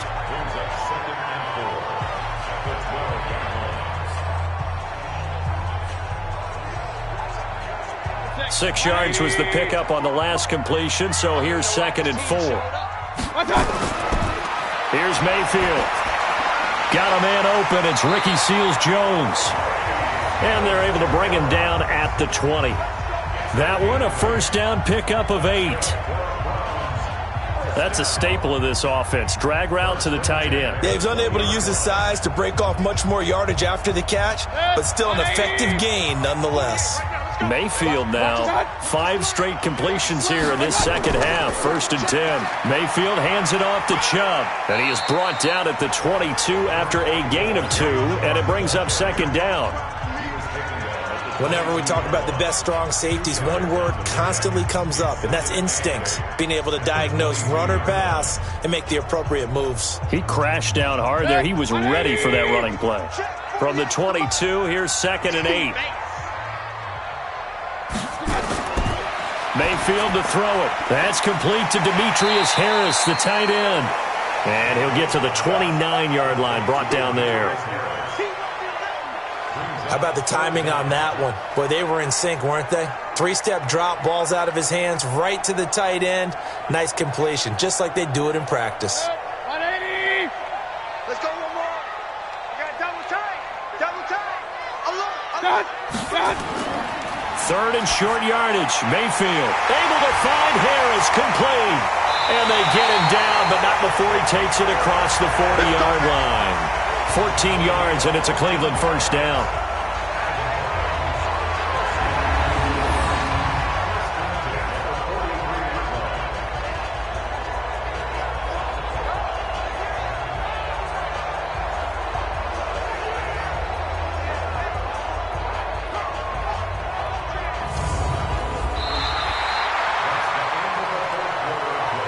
And that is going to do it for this third quarter of action. This is the National Football League on EA Sports.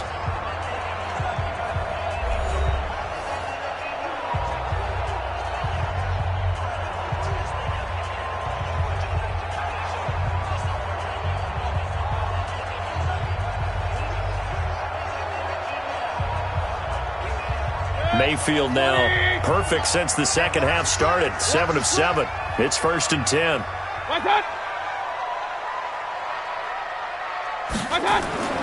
Mayfield. And he's got the hook up to Landry. A gain of 6 there on first.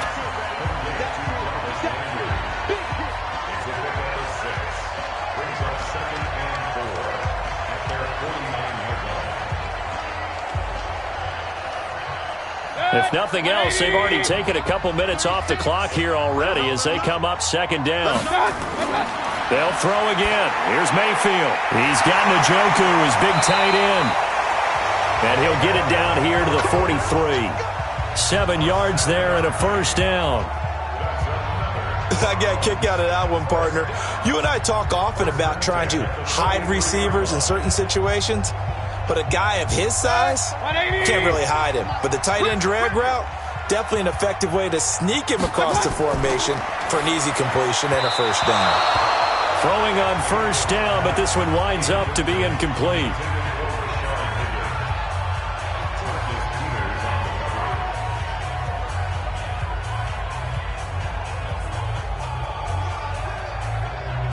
So second down, still 10 yards to go. Ball on the 43. On the carry, it's Chubb. And he's going to get stopped up quickly. Give him a yard down to the 43.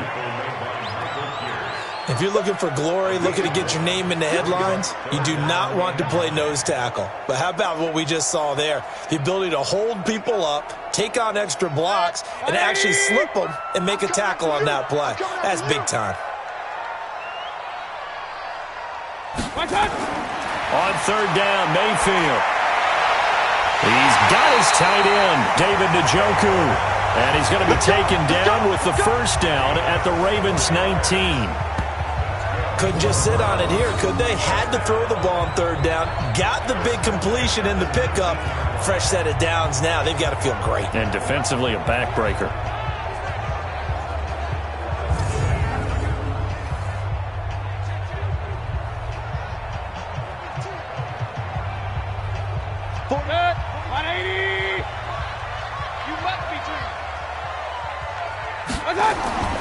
On first down, they'll run with Chubb. And this one goes nowhere. Losing yardage back at the 22. That's going to wind up a loss of a full 3 yards on first down. Yeah, that was a safety that came through and made the play. But there's no doubt in my mind, he hits like a linebacker. And we see a lot of that in today's NFL, don't we? And that time we do indeed. A big hit for a loss.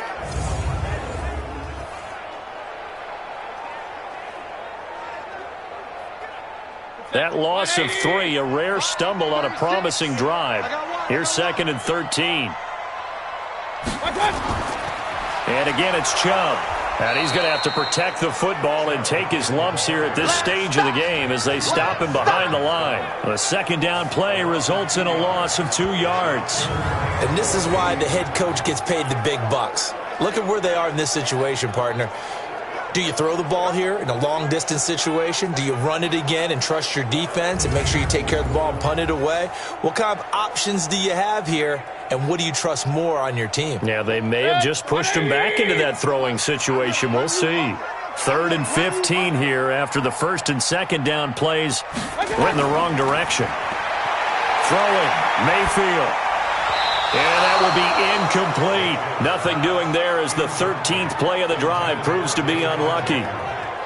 That has to feel like a very unsatisfying drive, right? You move the ball all that way and then you can't convert on third down. But it was satisfying up until that point. Almost like a great movie, and then the film cuts out before the big ending. So on fourth down, out trots the kicker in a big spot here. From the right hash, this from an even 40 yards out. Seibert's kick is good. And that'll push the lead up to 8. But from a defensive perspective, though, I think maybe they're saying, hey, we did what we needed to do, kept this a one-score game. Yeah, without a doubt, because they were able to bleed some time off the clock, right? Put themselves in a good position, but it's not out of reach yet, okay? Being able to hold them to a field goal means that they do have a chance to come back and win this game.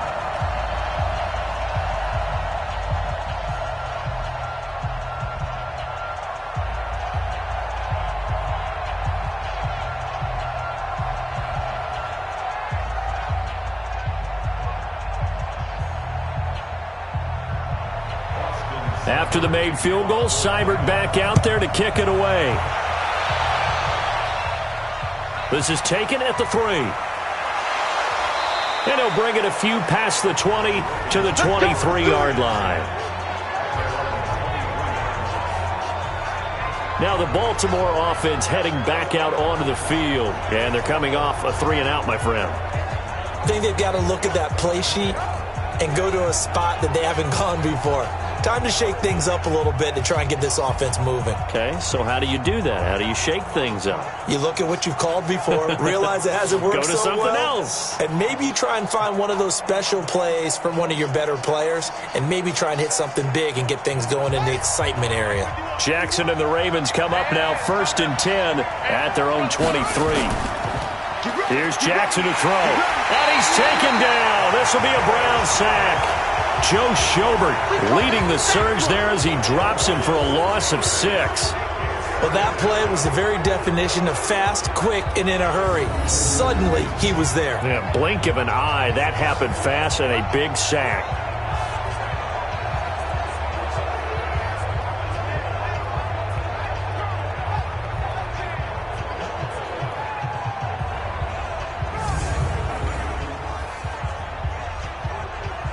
Protection certainly going to need to be a bit better here on 2nd and 16.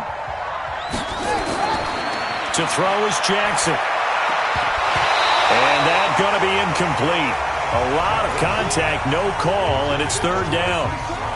That's very well timed there defensively because it's not a bad throw, but the collision came at the exact time he was reaching to bring in the football. Really, really well done. Decent offense, just better defense. I think you're right. An incomplete pass on that last play, and that means they'll need to come up with something here on 3rd down. Now it's Jackson. Caught right side, it's Snead. And he takes us beyond the 35 before going out of bounds. These two have hooked up 9 times now this afternoon as they pick up the first. But that's what you're looking for when you're wanting to throw the ball downfield. You want one of those guys who can play out on the perimeter, can play out wide, who can not only get open, but when they're covered, can uncover themselves downfield and create catches. So from the 36 now, 1st and 10. From the gun, it's Jackson. And this is going to be caught. He won the fight for the football. 25 yards that time.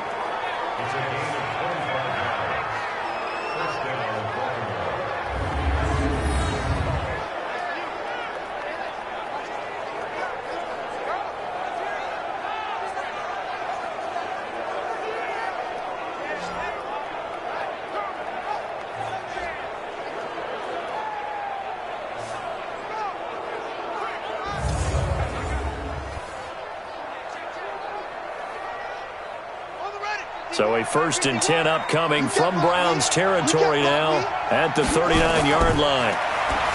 Now it's Jackson, and he couldn't hang on. Would have been their 4th pick of the game. Instead, 2nd down. Trying to decipher what's going on out there because I don't know if he's just getting bad reads. I don't know if the defense is confusing him. I don't know if he just has, bad info and intel before he snaps the ball. But he's made some pretty bad decisions with the football lately. Yeah, several bad decisions on the interceptions he's thrown in. Frankly, that should have been another pick right there. Pass from Jackson, complete to Ingram. And he'll lose yardage here. Back at the 41. He lost 2 there, and it's 3rd down. Now that screen there on 2nd down certainly didn't develop how they had hoped. Is that one they should have even tried, or is that one the quarterback sticks in his pocket? I think the latter. I like what you said there because trying is one thing. We can second-guess just about every call.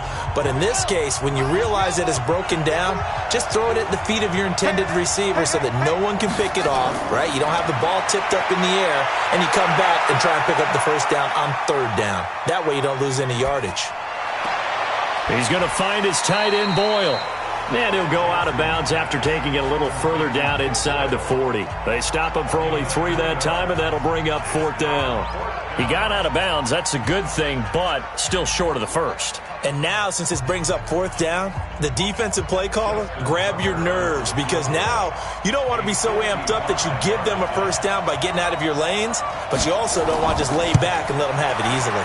And he has got it from 55 yards away. That was never in doubt.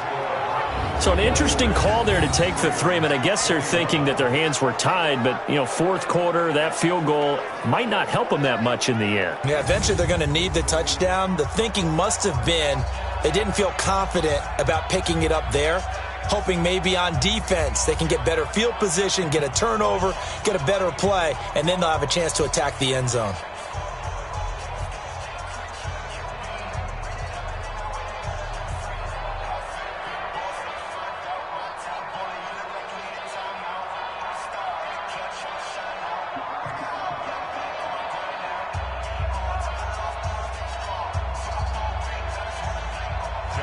Tucker now following the made field goal, set to kick it away. That's fielded in the end zone. And no run back here. This will be a touchback, and it comes out to the 25-yard line.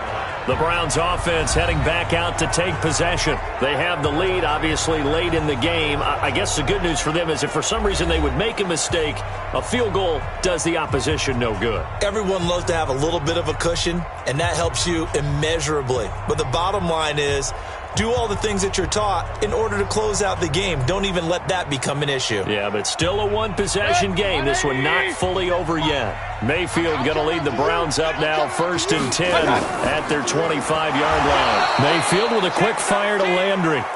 And he will lose yardage and be backed up to the 24. They completed the screen on the perimeter, but boy, that was textbook defense. Exactly as you're taught to play against a wide receiver screen, and they snuffed it out for a loss of yardage.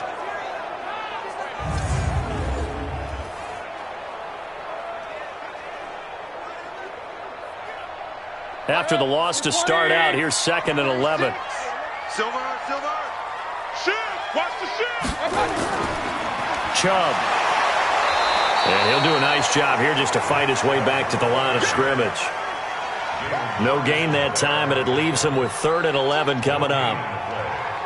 Run blitz there defensively, something we might see more of here in the fourth quarter. I think we'll see a lot of it, and the difference between that and a pass blitz, you're just trying to get to the quarterback. You're trying to scheme someone open who will get to the QB and make sure he gets on the ground. In a run blitz, you're actually trying to cover up gaps, trying to cover up holes so they can't run the football. And they get him down, but not before he takes it across the 40-yard line. And the play goes for 19 yards, gives him a new set of downs. And I know you can't really see it, but that play spells frustration with a capital F for the guys on defense. They covered everyone else, end up going to the running back out of the backfield, and he picks up a back-breaking first down.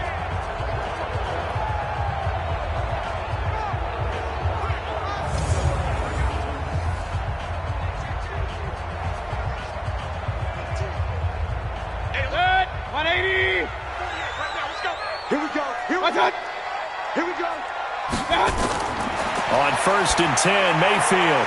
This is the tight end, Njoku. Give him 9 there on the first down completion. Nice rhythm throw there on first down. He located his tight end, made it a nice, easy pitch and catch. Hoping he can break a tackle or two. Wasn't able to do that there, but still good yardage.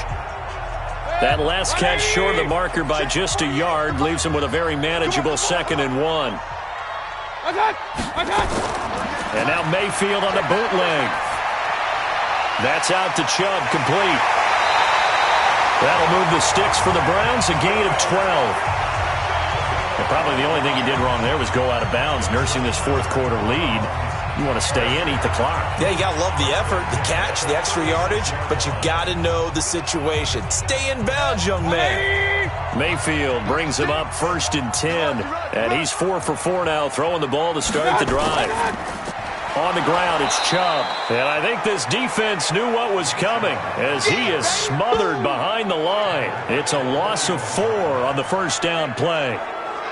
Wow, that play got shut down in a hurry. As soon as the snap came, you could see defensively they were just closing in. That was going nowhere. Yeah, you count on your offensive line to give you a little bit of space, a little bit of time so you can make a move. There was none there for him.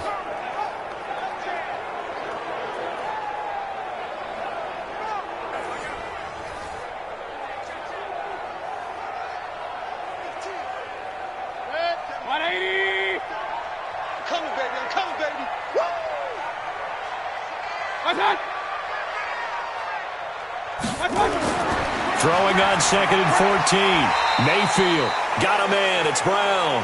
And he gets this to the 35. Good for a gain of 5. That catch good for 5. It's 3rd down. Not a big window to throw. Coverage wasn't too bad there. Yeah, they had him under wraps pretty well, but somehow able to muscle his way open and catch the ball. I'm coming. Mayfield from the gun on 3rd down. And eventually he's taken down here. Great coverage downfield, resulting in the sack. Marching in for the sack, Matthew Judon. I think normally we would talk about this more with basketball players and football players, but let's adopt it in this case. He's a stat sheet stuffer. Had the interception earlier, now a sack. What, he just needs a touchdown for the trifecta. That's about all he needs, and he's going to go for it.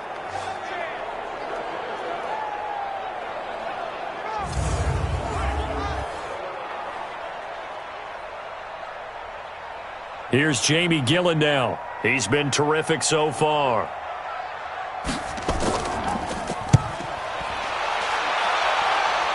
And this will be up to the ruling of the side judge here. He says it crossed out of bounds at the 16-yard line. The Ravens offense now, they get set and head back onto the field. And fortunate to get points on the board last time. They had to hit a really long field goal to do so. The kickers in today's game are so good and so skilled and hit from distances that we almost start to take them for granted. And we can't do that. That's a long field goal that they got 3 points out of. They've got to feel good about that, and they better make sure they love him up because he's helped them out. Yeah, now we'll see if that offense can put 6 on the board here. We'll see. They'll throw on 1st down with Jackson, and he's going to be brought down. Back at his own 6-yard line. The D-tackle Sheldon Richardson came barreling in for the sack. Well, the beauty of screen passes is they take a little time to develop, and they can often hit big, but sometimes they take too long to develop, and sometimes you get sacked. Yeah, what's perfectly called for a defense to attack a screen? Typically a blitz, and even though people think that the screen operates against the blitz, if you have the blitz called and you still cover the screen, now that allows your blitzers to get there. And they need to work to at least get some of this yardage back after the sack. 2nd and 19. Here's Jackson. They go screen. This is Ingram. And he's going to be stopped up right at the line of scrimmage. Nothing on the screen that time. Now it's 3rd down. I thought that wasn't a bad time to call the screen. I thought late game, down on the scoreboard, had to figure they were expecting a pass downfield. Yeah, so the edge rushers, they're coming. That could have hit big. You're right. Good recognition defensively to snuff that one out. Here's Jackson on 3rd and long. This one complete to Ingram. And he gets it up to the 10-yard line here. 4 yards on the pickup, and it'll be 4th down. Everyone's got to be able to catch the football. Doesn't matter what position you play, but if you're on offense, be aware a ball may come your way.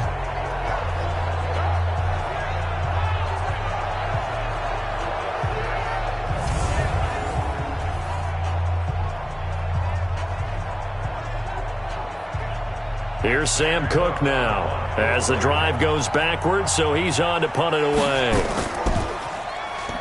Oh, they come after him, and it's blocked. Now it's scooped up, and this is a live football.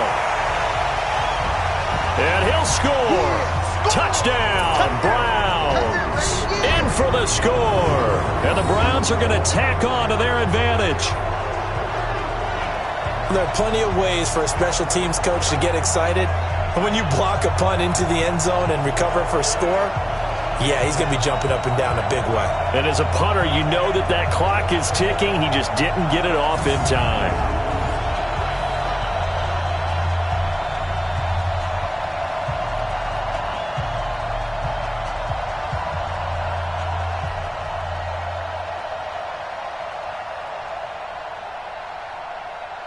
Here's Seibert now to add the extra point.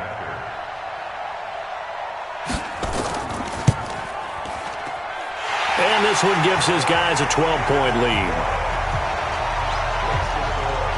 Able to get the pressure, get a paw on it, knock it down, and then go and grab it and take it into the end zone. What a play.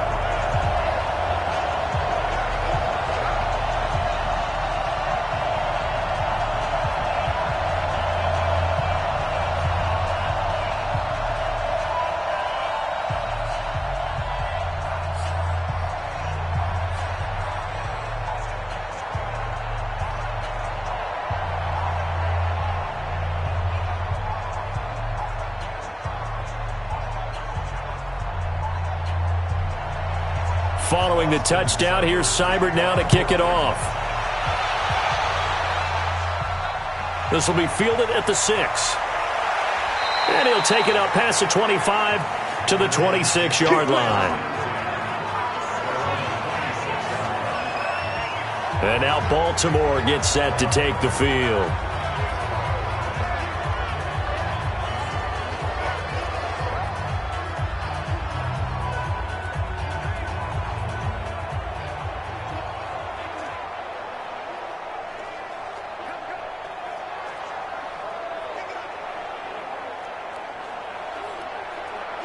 Jackson and the Ravens come up now 1st and 10 at their own 26. From the gun, Jackson. Snead's got it. And they nearly get this all the way to midfield. Mark him down at the 49. 23 yards, the final tally. You cannot write these guys off just yet, not with a quarterback like that under center. You mean it actually crossed your mind with him running the team that you could actually maybe write this game off?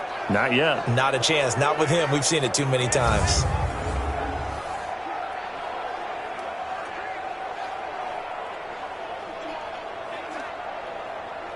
So one play, and they're already just shy of midfield. Ain't no such thing as a loss. We taking wins home. Jackson from the shotgun. Rolling to his right. Now he'll pull it down. And he'll be brought down somewhat awkwardly here, and a late flag as well. I think this one's going to be a face mask. Well, when you're leading in the 4th quarter, that's not the penalty you want. Not at all, and now your discipline comes into question. Having poise this stage of the game, you can't have those kind of plays.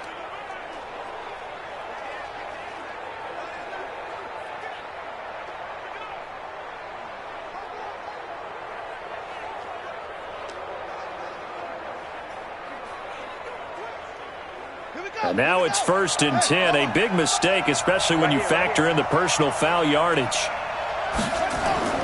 Operating from the gun, Jackson.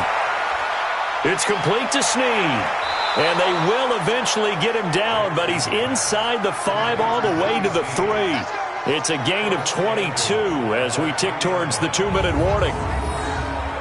And with that last play, he's now up over that 300-yard mark.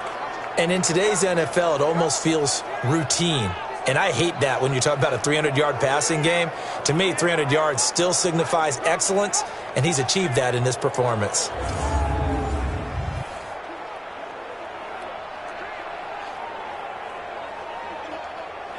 First and goal, and they got to be thinking a chance to get right back into this football game.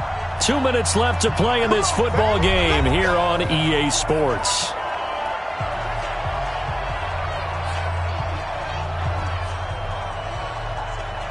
So it's Raven football here as we welcome you back.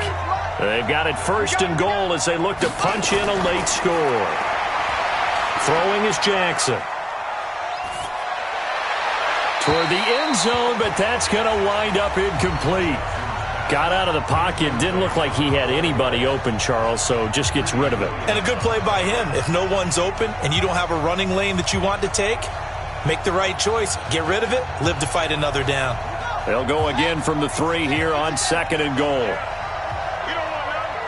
Switch it. Come on, switch it. To throw again is Jackson. And this is caught now for a late touchdown. So hold everything here. This one's not over yet. Okay, game on. Don't go anywhere yet. You got a 1-score game now. Probably going to rely on the onside kick coming up. Yeah, they have to. It's not a high percentage play, but it's better than not having a chance at all. And that's when you put your leapers and your flyers on one side, get that high hop, and hope that one of the guys can come up with it. And on the other side, you get that hands team ready. No doubt about it. And there's going to be a stoppage here. The booth wants to take another look at this potential touchdown. The previous play is under review.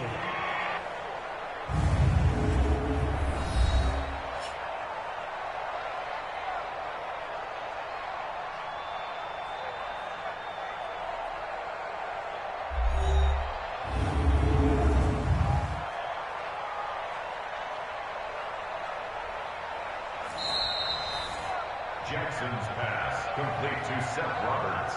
Touchdown, Baltimore. They had to go to the monitor, get an extra look. That's what the technology is for, and this touchdown will count.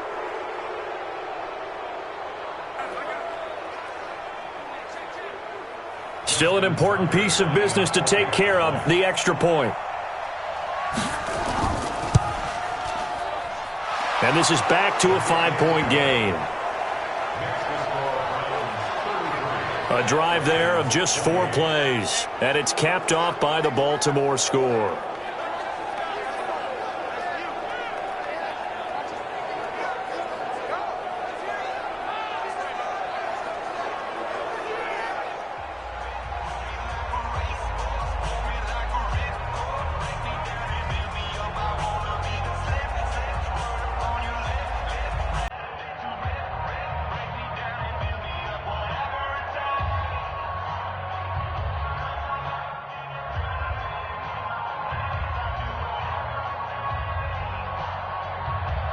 Tucker now to kick it away following the touchdown.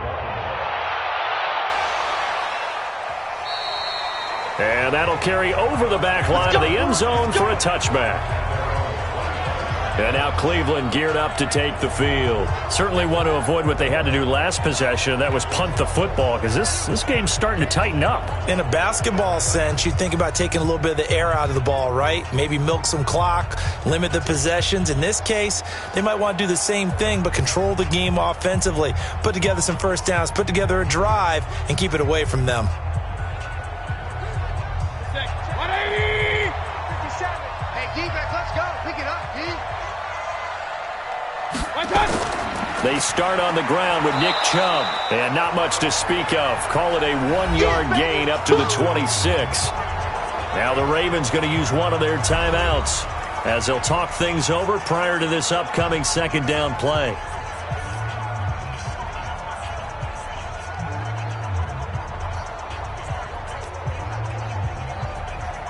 So 2nd and 9, and you'd have to figure just about all 11 probably crashing the line here. They run. Chubb. The Ravens going to use the second of their timeouts as they'll talk it over here before what will be an important third down.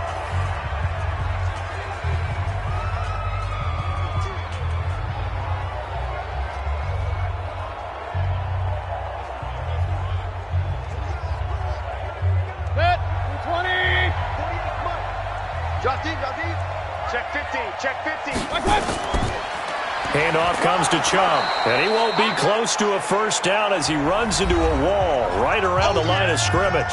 Ravens going to use their third and final timeout as they'll head to the sideline and talk over what to do next.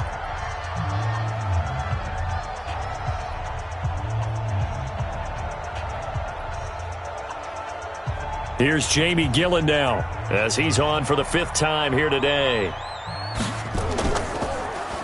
And he deserves a bronze leg as he gets this one away. 51 yards on the punt there. And possession will switch hands, 1st and 10.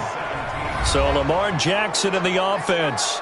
Down by 5. Less than 90 seconds to go. Needing to go pretty much the length of the football field as they have it 1st and 10.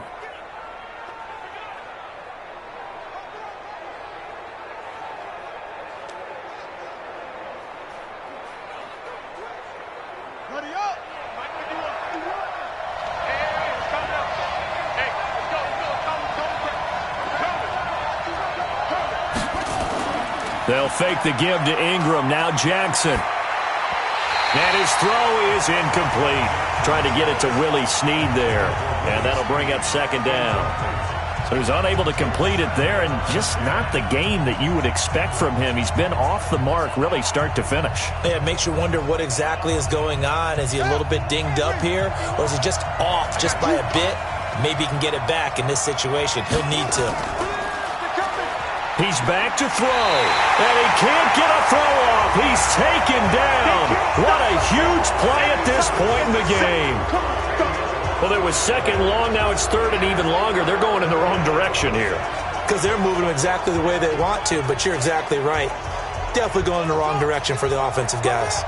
They'll get to the line here, but remember, it's also third down. Throwing now is Jackson. And the throw there going to be incomplete. Two huge plays there down the stretch. The sack on second down. Now they force the incompletion. That's going to lead to a do-or-die fourth down. And they look like they've got the confidence right now that no matter what gets thrown against them, whatever play gets run, they have the ability to shut it down. They're just brimming with it right now.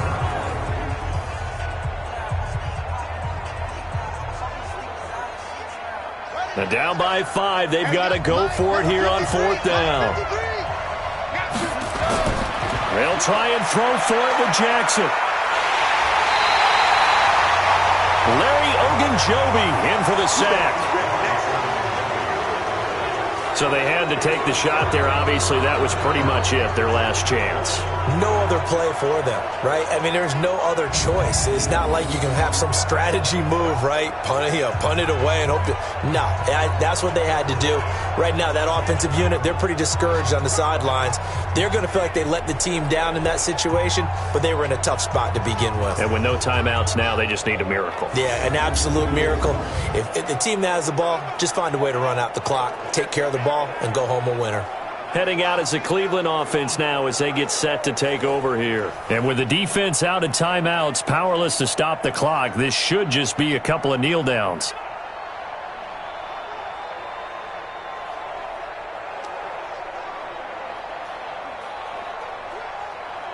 It's first and goal, and a late touchdown at this stage could officially salt this one away. The Browns in victory formation now as they take the knee. It's a loss of 1. Brings up second and goal at the 2-yard line.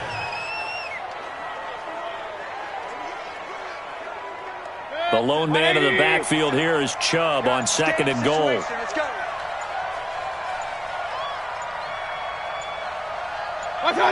Down to one knee goes Mayfield, and that's all she wrote.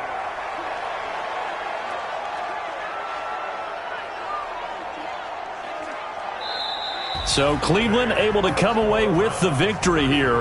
And I think you'd have to label this an upset. Yes, they were at home, but still an upset. They got the job done. Yeah, even being at home was not enough for people to think they were going to pull this one off. But give them credit for playing not just a smart football game, but one where they were going to be physical about the whole thing. They put up their fists and said, let's fight, and showed their crowd that they were into this one. And then that's the thing, the crowd responded. They were really good in this game. Yeah, they were not going to be pushed around. They were not going to be intimidated. They refused to back down and came away with a victory.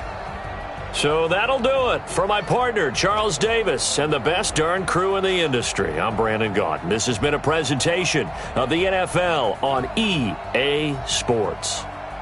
It's a win for the Browns, and they're happy in the dog pound as we say so long from Cleveland.